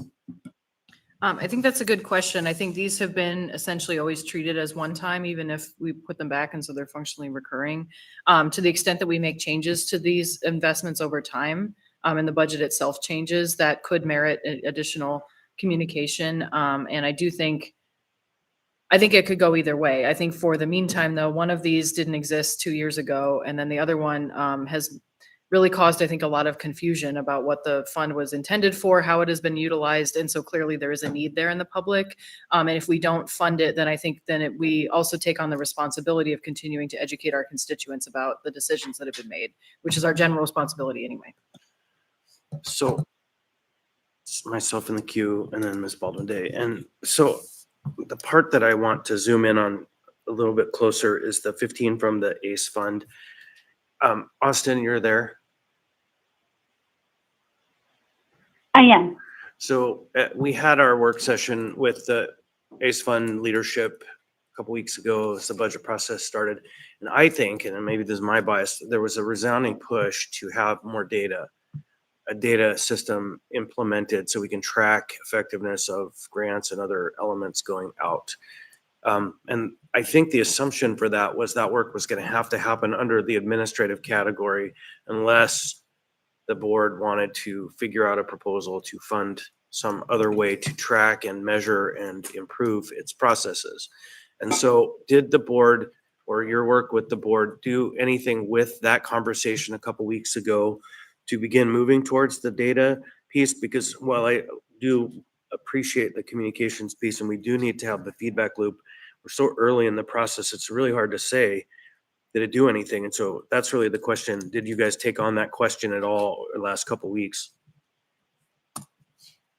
Yes, we did. I took notes from our work session and then reported out to both our small strategic planning group that then used your recommendations and ideas to work in edits to the strategic agenda, which the board adopted yesterday. So there are now explicit references to priorities to identify needed data, partner with organizations that collect those data, identify if we need to be collecting any other data, and that will be part of the work we do moving forward.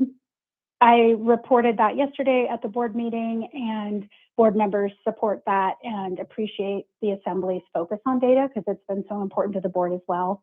And then finally, I did reach out to Stephanie Berglund at THREAD to set up a meeting to start discussing data and whose role it is and how the ACE fund can support.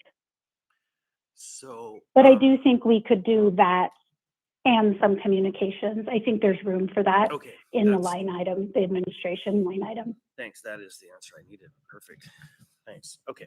And next I have Ms. Baldwin. I will withdraw my question. Thank you. All right. Any other questions on this one?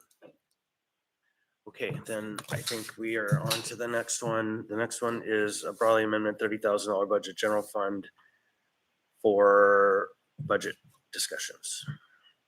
Yeah, thanks. I'll be brief. This past year, we funded Fiscal Future. It went to actually the Office of Management and Budget. And I know, I guess they could speak to what they've utilized it for. This one is still, I'm still working through where the funding would go, but clearly discussions about our budget. And again, in the spirit of helping folks understand how the city works, of the budget is a huge part of that. Addressing, I think, a lot of misconceptions that get circulated about our budget, and in the lack of the void of information that we are able to provide sometimes, and helping unpack what is a very complex technical subject for the general public. All of that is where we are now. And we continue to have large discussions about our fiscal future, as I've been calling it. And so this is to continue that work. Still working through where this would go. This is less than last year. It's 30,000 instead of 50,000. Right now, I would have it increasing in the cap, but that is a discussion also with offsets. And just generally, I think this is something that is important, and we should put at least a small amount of funding toward. If we didn't fund it, I do think the work will continue. I've personally been doing that just in the capacity that I have, but I think there's a lot of ways that having some additional funding helps bring more people in. For example, Ms. Baldwin Day and I had a meeting on last week. We were able to provide childcare, which is not a large expense, but we literally had more people who were able to participate and have their head in the discussion because of that. So that's just one small example of where a small amount of funding that can be broken up into multiple pieces can be useful for, again, engaging the public on one of the biggest roles that we have and one of the most important parts of our city. Thanks. I don't see any questions. The next amendment is one that is jointly made between myself and Ms. Brawley. It's for Parks and Rec labor. Ms. Brawley. Yeah, thanks. And I think, okay, this one did get sent out, I believe. So this is a fully neutral item. It was actually brought, well, it's a long time conversation about what to do with seasonal positions, especially when we see the same person being hired twice a year to do a job, then they're not considered full-time and not having benefits. So, so this is attempting to address that. Again, with the Parks Department, they approached both of us to run this amendment, and I know it's been something Mr. Constant has talked about for a long time as well. Essentially, it would add some full-time positions by eliminating, if you scroll to page 2, by eliminating several seasonal positions within the horticulture department. Those are the folks who do the flowers, a lot of the maintenance outside in our actual parks.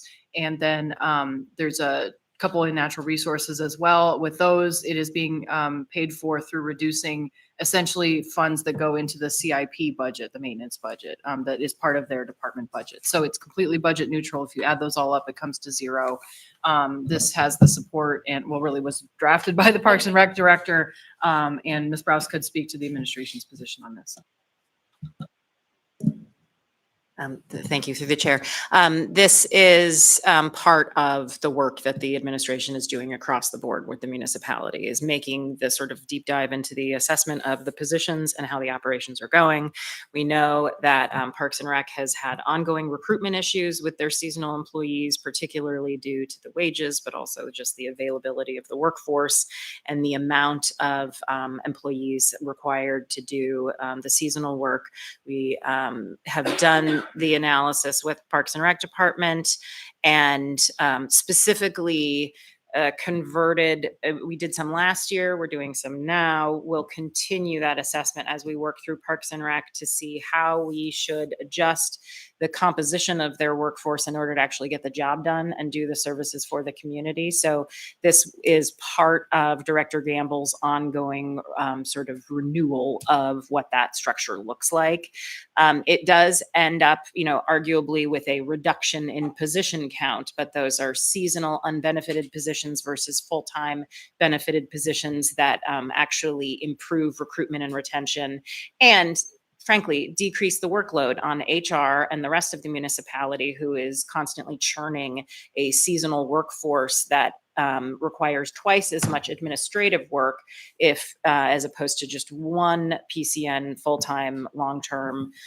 So that is you see that mostly in Parks and Rec, but there are a couple other departments where this kind of a conversion will be coming forward over the next year or two. Well, and this one is particularly unique in that we hire temporary worker, say their name is Alex, for 6 months or 5 months and a half, and then we let them go for 2 weeks, and then we hire them back as seasonal worker Alex for the second half of the year. And it is the strangest and really, I think, in some ways abusive process of hiring people to keep them in this stasis position and force them to go through this bureaucratic process. And I think it actually has ramifications far outside of the ones that are discussed here. But this is a solution that's been long in the working, and it isn't costing, it's net neutral at this time, the way it's organized. And the intent is to solve kind of an underlying structural problem that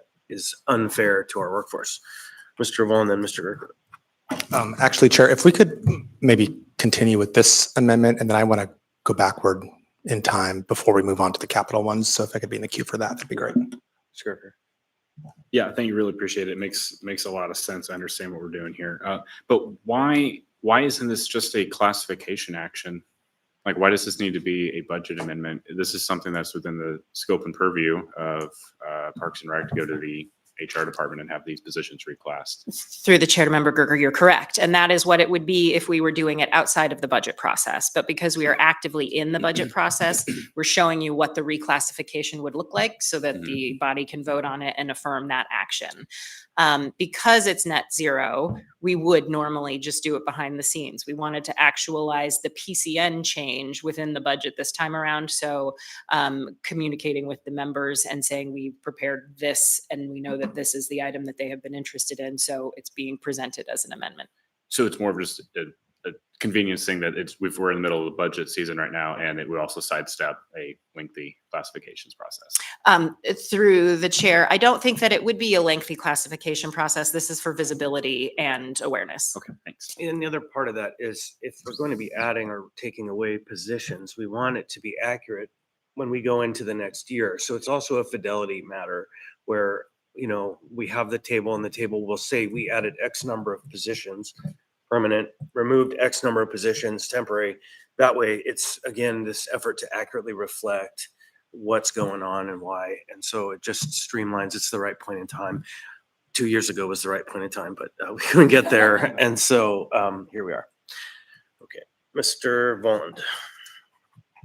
Thank you, Mr. Chair. So I think I want to circle back to the amendments that were focused on like the public outreach, on the alcohol tax and marijuana tax and the fiscal future.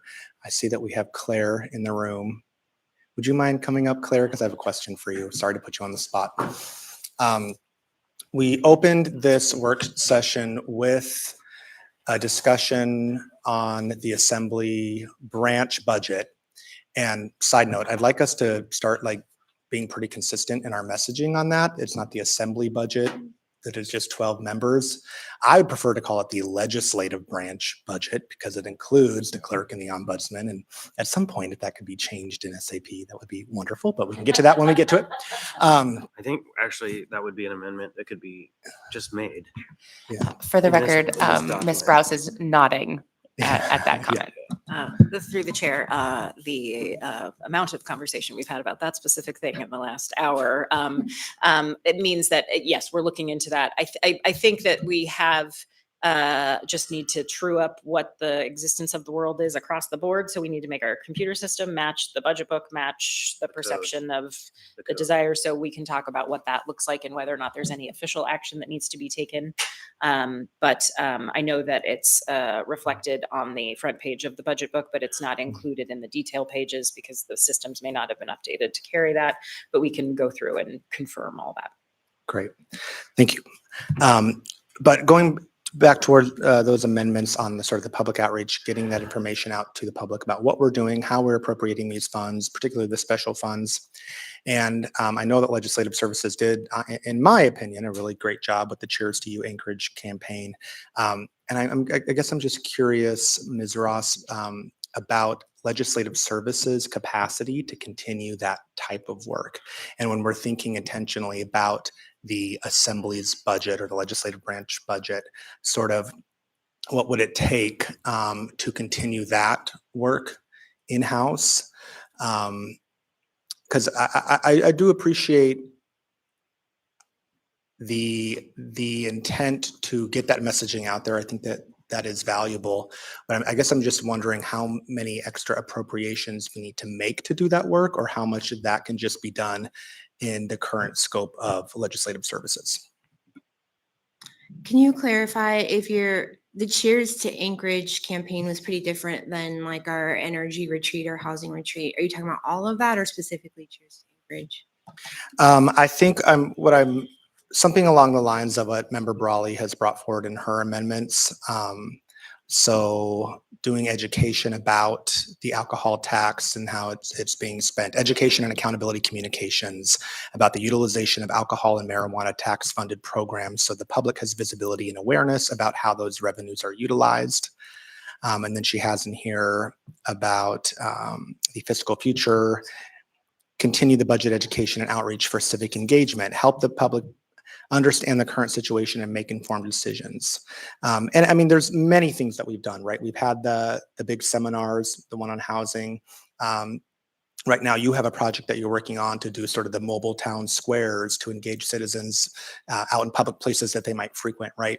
And so I'm guessing like to what capacity does legislative services have right now to do that type of work within their own budget constraints? I would say we have a good amount of capacity. We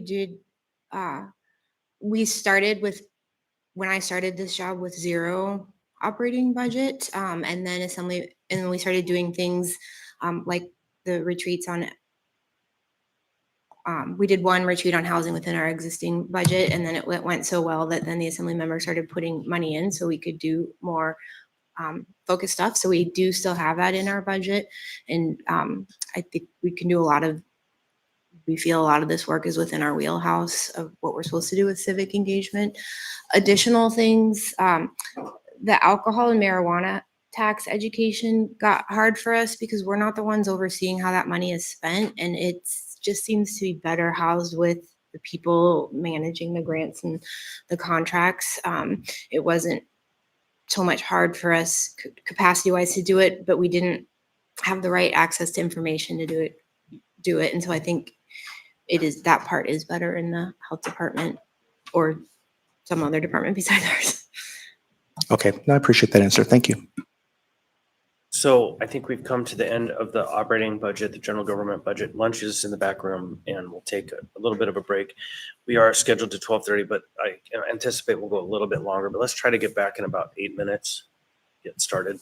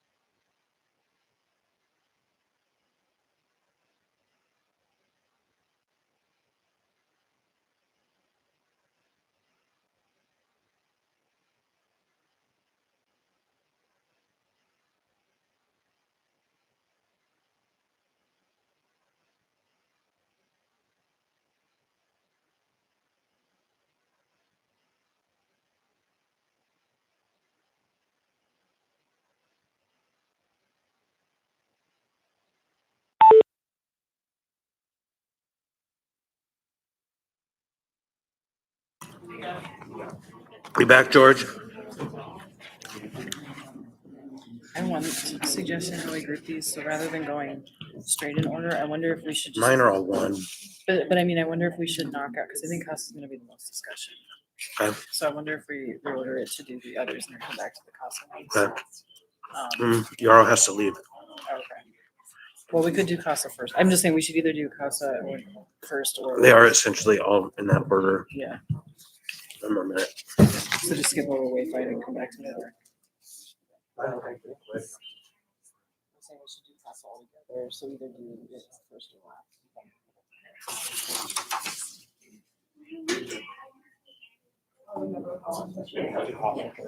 Yeah, agreed. That's what you're on. That's right. Interesting. That's right. And that is exactly right.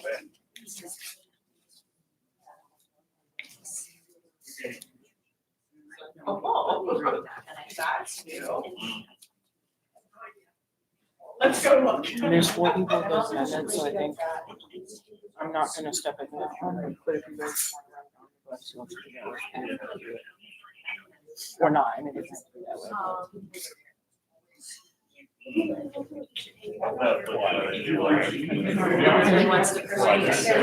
Yeah. Well, I think, yeah. Well, I guess I mean the politics here. And so that's what I'm thinking.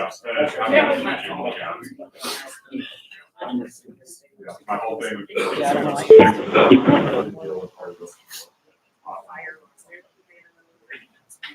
You know the thing I made you to explain what was in the assembly budget increases, the whole color coded thing I did?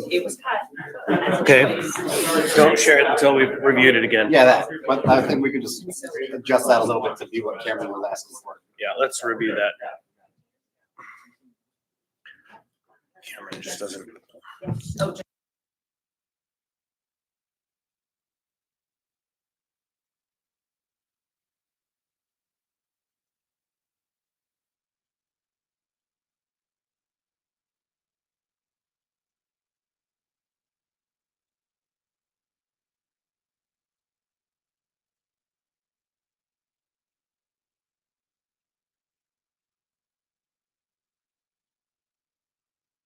All right, let's do this.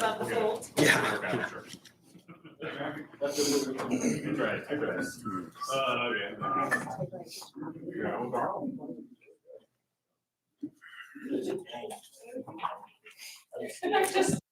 Are you there, George?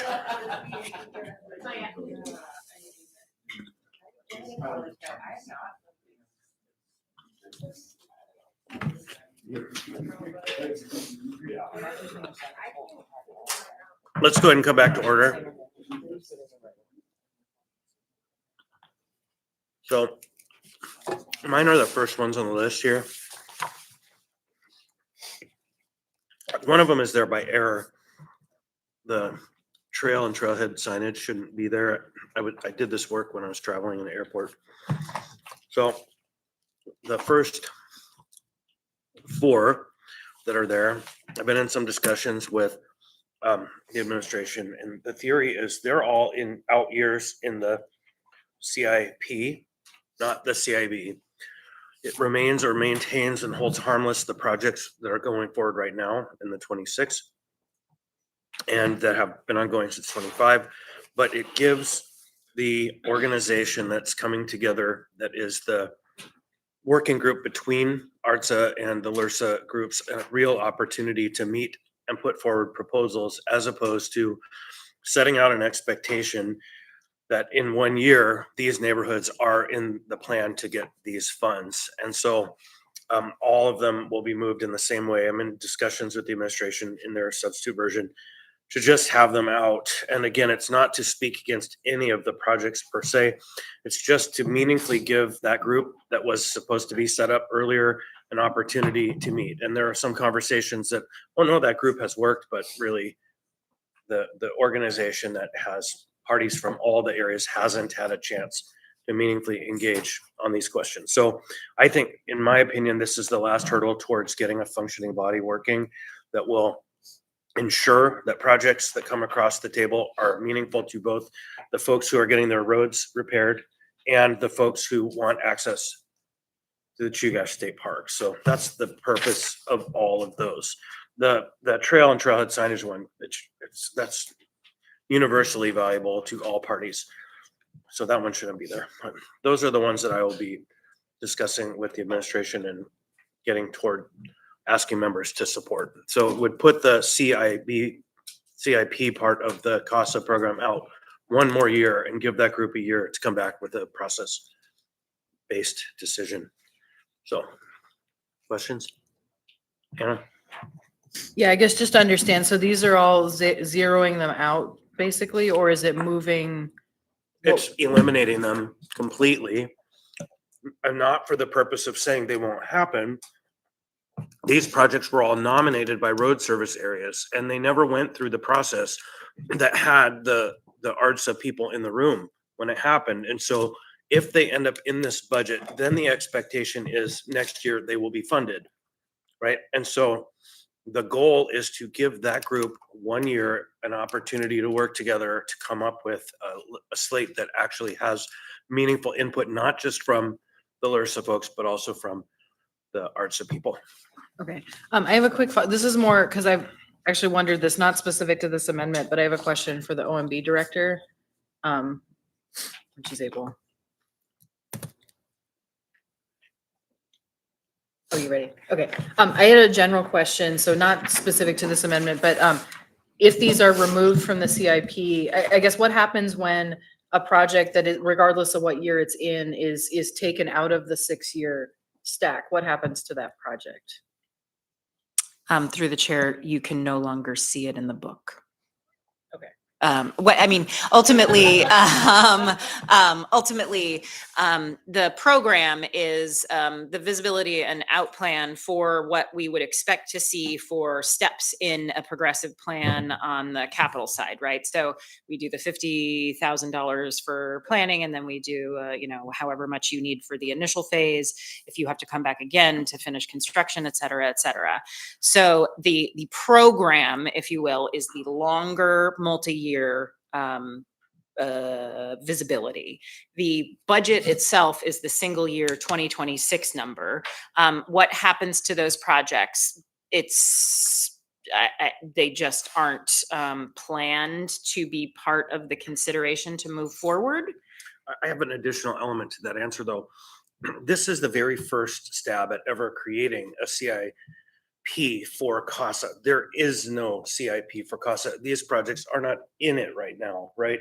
So once the assembly adopts the CIP for this budget, a CIP exists, and it sets out in motion actions that will start between now and whenever those projects get done. And so the argument here is delay that part of the conversation 1 more year, or even mid-year. You could do it mid-year when the group has had a chance to put its blessing down and say, we see this is fair, right? And so the approach would be leave the projects that were requested that are going into construction in. I didn't touch any of those in my proposal because the Basher one is underway and there's another one that's in there. It's a few $1 million. And then let us postpone conversation on the CIP until that group that has effectively been organized and finally starting to work has a chance to speak. Before we set markers in the ground, this is the CIP. Taking something out will cause some chain reaction. Okay. Yeah, I think my question was more about the general principle, because I just want, and I think it's important for members to understand moving if there's a project that is in a CIP that exists, if you zero it out of the entire program, I guess that's what I'm asking is like, so to put it back, you would have to obviously amend the CIP, but then if it drops off the list, then where does it go? So not this particular context, but it just essentially doesn't exist anymore in the program. Is that right? Through the chair, yes. Okay. And that happens, regularly or as needed, whether or not a project is adjusted or amended to become a different project after a certain amount of time, but I think I'm a little stuck at how to qualify that identification that it would exist in a can future tell you. plan, it, Here- it just isn't visible anymore. If Here's you want how- that project to come back, then it's not that PM&E disappears the memory of That's the the answer. project. So it goes back to the point of origin, wherever the source came from for the nominated project. And so if you think about it in context of speed bumps and traffic calming, there is a whole slate of potential projects in that get nominated, reviewed, and then move into the CIP. And so that's one example. Or road projects, if they get so far out of the game, they'll get back on the department's list for nomination when the time is ripe or the project has become more fruitful or a funding source arises or whatever number of those variables. And so a project doesn't just disappear. It's just not in the 6-year program and the 1-year budget. That would be how I would answer that. Yeah, and I think again, I know this is for people's first time going through this process, so just making sure folks understand, not in this context, but other contexts, the implication of leaving something in the CIP Or versus. the ultimate dream list, the community council's survey that they do every year, which has hundreds of different projects that could get in there but don't or do, depending. Like there are so many sources. And through the chair, I would say that this is, I think this is part of the challenge with the way that the capital detail has been presented, because the existence of the state funding column has regularly in the past existed.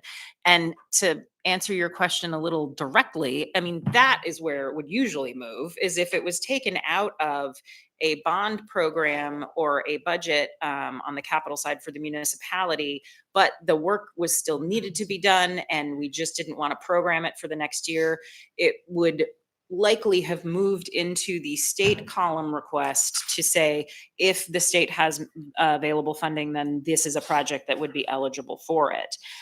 All of those projects are now represented in the following year's capital program for each department. So, you know, the PM&E number for 2027 is hundreds of thousands of dollars larger than it was, or sorry, millions than it was the previous year.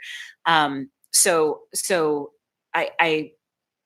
if we need to change how you would contemplate what's available for thinking about, I would say that that's the 120-day memo, which has Right. the whole list of the options proposed by the departments that are ready to go. And then one last piece to that, if you look at these to take it very specific to this question, I'm sure that all 4 of those will end up right back on the priority list for each of their limited road service area boards approved programs. And so that would be the kind of initial driving source for those projects that are listed there. So it doesn't change their priority on their list. It just puts off by 6 months for a chance for review. Matthew. Through the chair, I just want to add a little context for this spreadsheet you're looking at here. The amount listed here is the net total change by project. So if you see a net zero, it's just moving a change from like 26 to 27 or something like that. Or that's basically it really. And then on the actual detail sheet, it will show you which years the bonding amount changed based on what was already in the budget. So it's not going to be the total amount for the project on the detail page. It'll only be the reduction or increase based on what year the project is currently requested to be funded in. So I'm gonna move on to the ones that Yarrow needs to. We'll skip over the wayfinding and come back to it. Yarrow.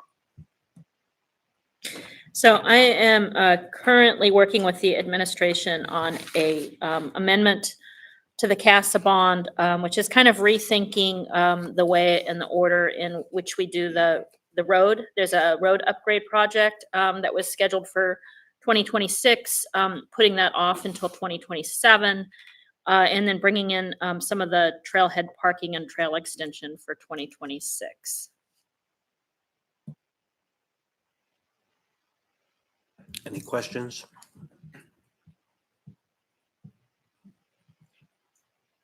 Day. Thank you. Could you say a little bit more? If I seem to remember that there was like funding for parking lot design, or there was. Can you give a little backstory to the parking lot question? I think some of the design, I'm actually, I hate to say this, but I'm meeting with Kent about this after this meeting. But I think some of that design money may actually be put towards the actual project itself.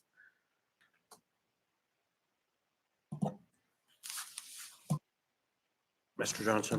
This question may be for Donna. So hypothetically, we just had member Constant talk about basically eliminating the CIP list.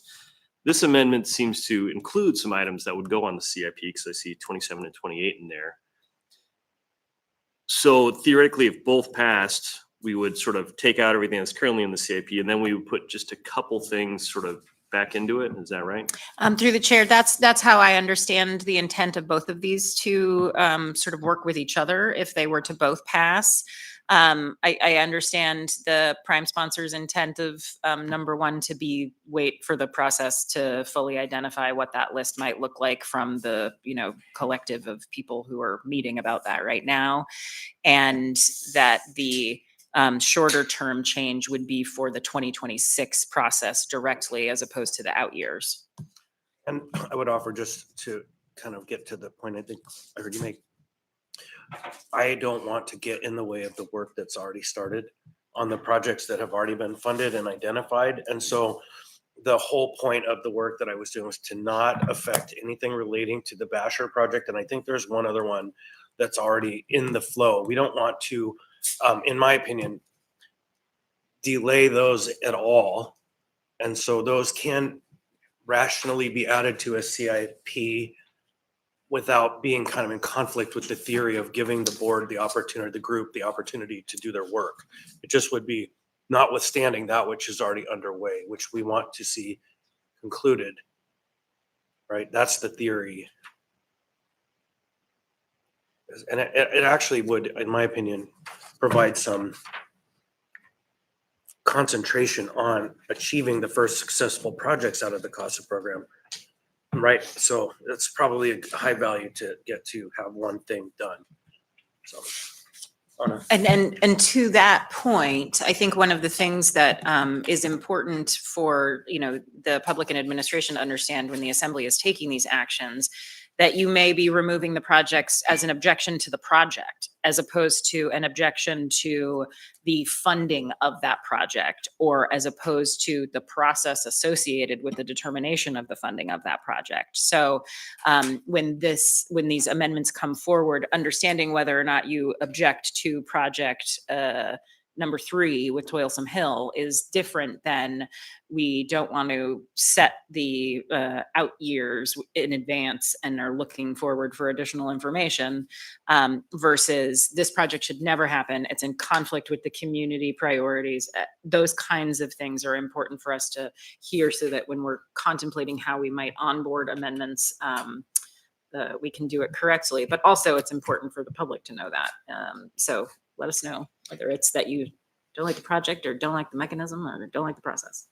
Yeah, and I would want it to be really clear. Mine are not objections to any project at all. It's process specific. Erin? Yeah, so just to be clear on the timing that we're suggesting here. So the Basher Trailhead project would move in its entirety to 2026. The Lost Cabin Trail would also be 2026. And then the Basher Road upgrade project would be moved out to 27. Is that right? Great, thank you. Any further questions on those? Now we'll come back then to the wayfinding response. Well, actually, before we go there, I'll say, I just want to float this to members that I do have a CASA thing, actually myself and member McCormick, which is to add trailhead signage and wayfinding along the Stewart Trail. I had met with the mayor and her chief of staff recently, though, and I think that they may be including that in their final package that comes forward. But if not, be expecting that. It was a pretty small. I have a question for you. Is that separate from the one that's identified already? It's the fourth line, which I said I'm not moving to take that out. The fourth line? Trail and trailhead. No, that's something different. Okay. This is for $70,000. So that would be a signage at the beginning of the trailhead at Stewart Trail with a map saying, okay, here's how to safely use the easement. Please be mindful of surrounding private property. And then little signs sort of along the way that help you stay on the trail. So yeah, that'll either be in an S version of the CASA package, or myself and Member McCormick will bring that forward. The Downtown Anchorage Wayfinding Project should actually be, that is not CASA, that's ARDSA. A couple budget cycles ago, we programmed $250,000 for the Downtown Wayfinding Project on the roads bond. This is pedestrian wayfinding, so folks who are visiting downtown know the way to the museum or City Hall or other important downtown institutions. There's a packet attached, so I won't go into much detail because you can look at this for yourself, but that project is well underway. And actually, the very first phases of this are beginning to be installed, and the downtown community is very excited about it. And so this would be to add $300,000 to the roads bond to make sure that that project can continue moving forward at pace. Thanks. That's probably. Yeah, just in general, so you're mentioning it would increase the funding. Do you have a sense of, does it just mean that there would be more locations where this would go, or like how would that funding increase be actually? No, this is actually just to continue the multiple phases of the project. So what's being done first is to, as you can see in these color photos, there's wayfinding signage and an indigenous Athabascan porcupine inspired design that are being installed on the back of the crosswalk signals. That's sort of the first phase and the most low dollar phase. What's coming next will actually be signage installed on the sidewalks of various size, but some of it will be kind of large at really prominent tourist locations, and they'll incorporate that same design.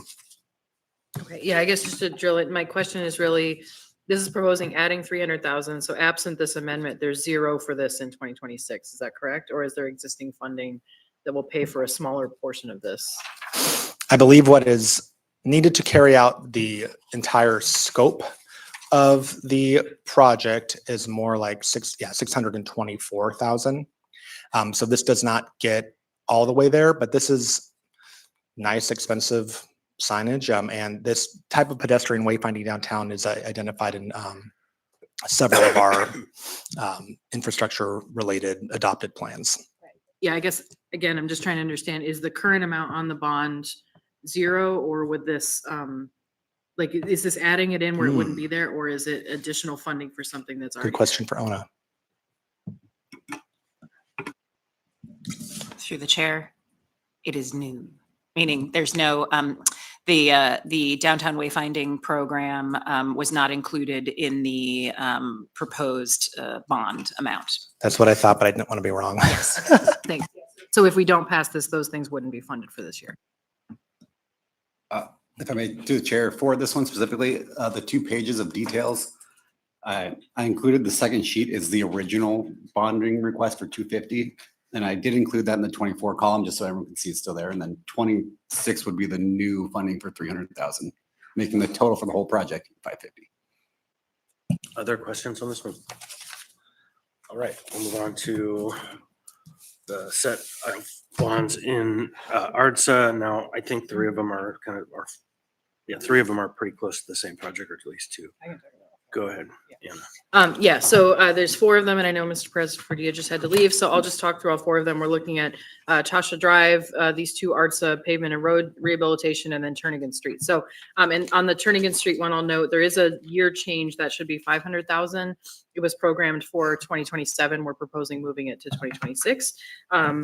And I will also say, I'll ask after this of the administration, Ms. Browse, to speak to kind of what the anticipated capacity on the ARDSA bond is. Because what I have what both of us have brought forward are what we saw as some of the top priority projects in District 3.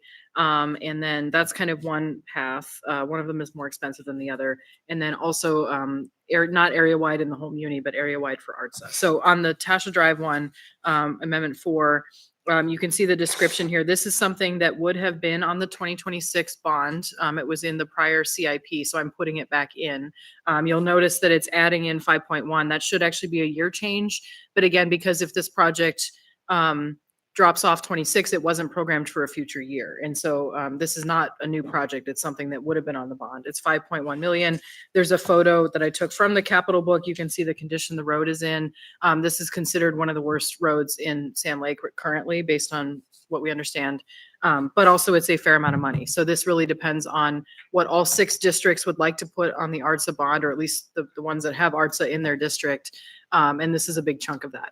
The next one is the Turnagain Street. That is 500,000 for a new design. So I wrote in here the full background on that, but essentially the design that was done, which was done around the same time that the lower part, Turnagain Boulevard, was designed, and then now that's been built. This is the area around Rustic Goat, North Turnagain area.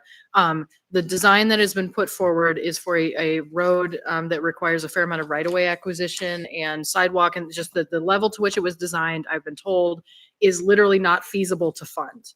And so the cost of doing it is too high that it will never score as a priority. And so there's a lot of interest in this road. It's kind of dropped off the radar because of that fact. And so in order to, the only way to get the road upgraded in any way, including addressing pedestrian safety issues, is to put this back in and redo the design. So that's what it's for. So that's 500,000. And again, would have been done in 27. We know there's new housing getting built over there. There has been new housing built. It is near the Fish Creek Trail connection. And so I think there's a lot of arguments that upgrading this road, which requires redoing the design, would be helpful. The last 2 I'll talk about are the pavement and subbase rehabilitation, road and drainage rehabilitation. The proposal there, those are the program funds that are already on the bond. And the proposal from myself and Cameron is to simply double those amounts to be able to do more than they have before. So similar to what myself and Mr. Boland did on traffic calming amounts a few years ago, increasing the bond. And I know the administration has since increased that further. It allows you to get further down the priority list. And so these proposals are not specific to District 3. They would benefit the entire ARTSA service area, and they would allow for essentially helping to maintain what we have. By repaving roads, fixing minor drainage areas, sub-base rehabilitation. So those are bread and butter funding for a number of projects. So I am not expecting that all of these go on the bond necessarily, but I think there's a good case to make for 500,000 for one district at least. And then again, fixing and maintaining what we have, which is what we hear from our constituents for sure. Thanks. And that's one more example of the muni being forced to step into the gap of state capital funding that no longer exists. So other comments or questions on this? And thank you for answering. It's area wide, or not area wide, but service area wide. Yeah. That was my question. Okay, I'm not hearing any other questions. That leaves us the last 2, Ms. Baldwin-Day. Oh, Mr. Gates. Sorry. Yes, there's a legal limitation on the use of bond funding. It's for capital improvements and not for maintenance. So this amendment mentions maintenance. I guess the fixing could be is probably for us within capital improvement type of category. What's this maintenance part about?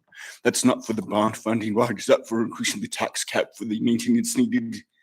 I mean, I don't think maintenance belongs here. If I can answer that, I think these are 2 items. They're the typical ARTSA program items that are already on the bond that we're simply doubling the amount for. So I think answering that question would really be, if I use the word maintenance incorrectly, then that should not be the driver for this, but these are already on the bond. And the bonds do allow O&M if they're within the context of the approved project. And through the chair to Mr. Gates, I also regularly use the word to the chagrin of our bond counsel inappropriately. But I think the difference is that there is the maintenance versus the quote rehabilitation of these roads and projects, and the maintenance of, or the O&M that we usually add as an additional cost item is not attributable to the construction costs associated with maintaining the project road to drivability standards. So I think the maybe the preferred term is rehabilitation project and versus the O&M component of a bond category. Yeah, I mean, I acknowledge the word has multiple definitions to it. It's maintenance. I appreciate that explanation. Rehabilitation would be a good term to use going forward. Thanks. So I will just say I intend to put a new version of this that may not change the amount or anything, but we'll make sure the terminology is accurate. Thanks.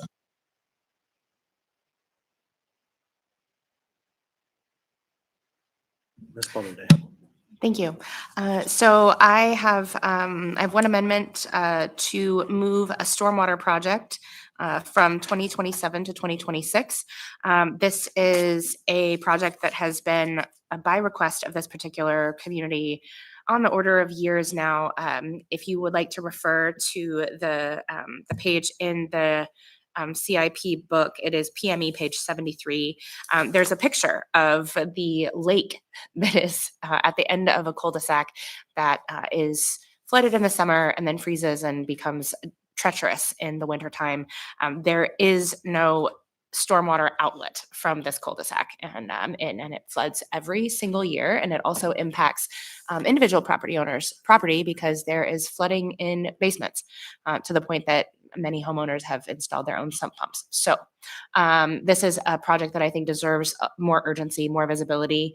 So I'm asking for it to be moved from 27 to 26. Questions about that one? Ms. Braun. Yeah, I appreciate the explanation. One, is this the same project that we've received multiple public emails about? It is. Okay, thanks. The And very second, was this programmed originally in 27? Like, has it always been programmed for 27, or is it one that got bumped because of the removal? It is one that was bumped previously. So if we look back to 2025, this would have been in 2026. I believe it might have been bumped in 2024. Okay. I would have to go dig around, but yes, it has been here before, and I am shoving it to the front of the line, hopefully. Okay. Thank you. The next one. Okay. The next one, in the spirit of maintaining what we currently have, I've had a couple of conversations with folks, both Mr. Colhase and Mr. Van Landingham, about what we do or how we begin to get ourselves caught up on the billion-ish dollars of deferred maintenance we have on our roadways. And in those conversations, it was brought to my attention that in the past, we have incorporated chip sealing as a way to resurface roads more quickly, more cost effectively, and in some cases with more durability. And that practice fell out of favor. The community liked pavement better than chip sealed roads. And so we transitioned to pavement, which is more expensive to install and ends up with, shall we say, scope creep when we start to do scrape and pave projects. So this was an option that was brought forward as something that the municipality could return to as a way to better preserve some of the roads that we already have, particularly local roads and collectors. Might not necessarily be appropriate for larger roads, but certainly for the deferred maintenance on the smaller roadways, our neighborhood roads, and would give us the option of doing more work more quickly to catch up on that deferred maintenance and to do it in a more cost-effective fashion than pavement. What we do not have is the equipment necessary to do the chip sealing work. So chip sealing basically involves spraying down a really thin layer of oil, of an emulsion, immediately dropping aggregate on top of that, pressing it with a pneumatic roller, and then sealing it with an emulsion over the top of that, and then repainting the roadway. It does make for a rougher surface than pavement, but it is durable. It holds up well to plows. It is a viable option for us to get caught up. And in Mr. Van Landingham's opinion, it is the only way that we are going to get caught up on our roadway maintenance anytime in the next decade. So what's needed is a chip spreader, two oil distributors, emulsion distributors, and a pneumatic roller. We no longer have that equipment. We do have personnel at O&M that know how to do chip sealing. They were part of the crews that did it prior. And so the staff need or the training need would be fairly minimal, could be done with existing O&M staff. So this is strictly an amendment, capital improvement, or for purchase of heavy equipment for O&M. And it is in the amount of $1.2 million.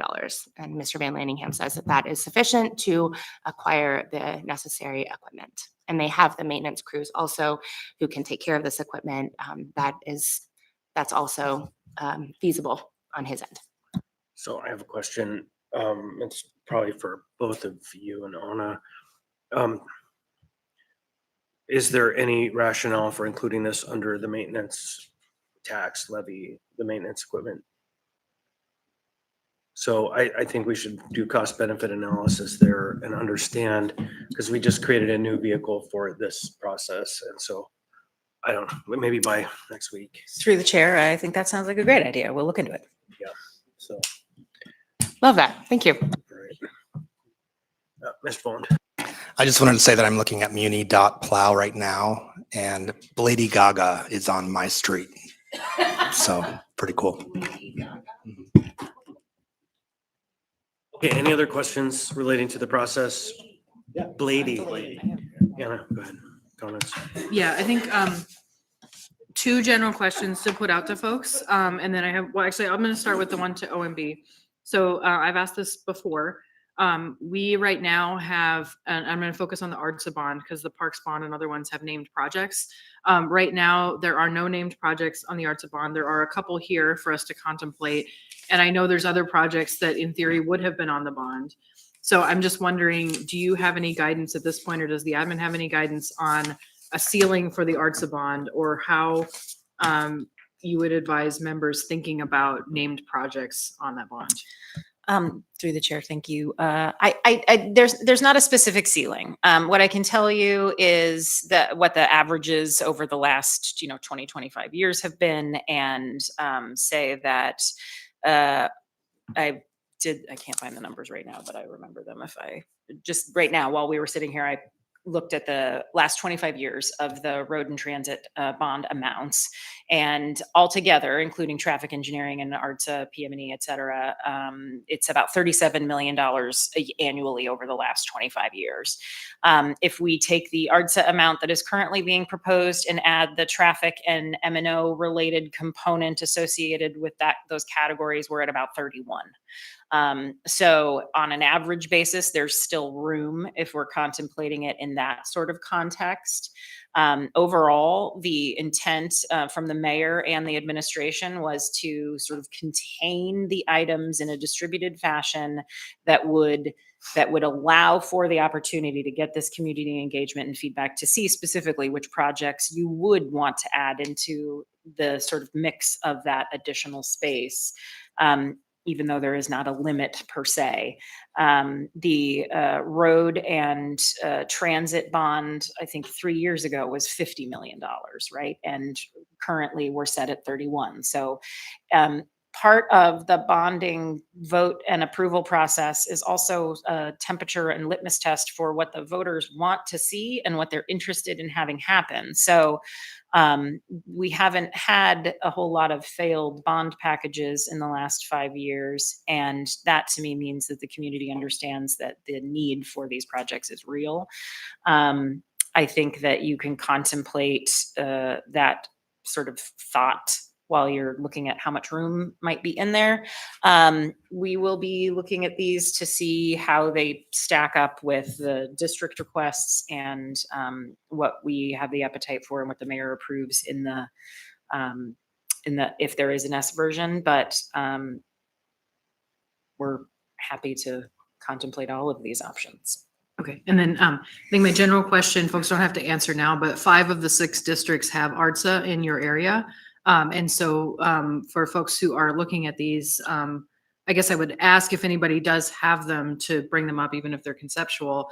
And if you don't have them, consider participating in making the CIP or making the CIB amendments now versus trying to work with bond council and adding them in December or January, because the list won't be finalized until January. But I think the earlier you do it, the easier the amendment is. And I see Dean doing 2 thumbs up over there. So anyway, so if folks aren't ready to share, but I would just say right now there's no other named projects unless we amend them. And so consider that. And to that end, I think that's a great point, Vice Chair. The step in this process for us in the budget and bond approval timing is that it is much easier to amend the bond package in January with projects that are already included in the capital budget. So if there is a project that you think you might want to have as part of the bond consideration, then putting it into the capital budget right now is a surefire way to make it easier to contemplate being added to the bond package if we want to flex that number when it comes to the vote in January. It's not absolutely mandatory. Obviously, we can amend anything at any time as the body approves, but otherwise we would have to go back and amend both the capital budget and the bond proposal in front of us. And that requires potentially may involve title changes and all kinds of other things that would then delay the approval of a bond proposal, et cetera, et cetera. So that's something to contemplate.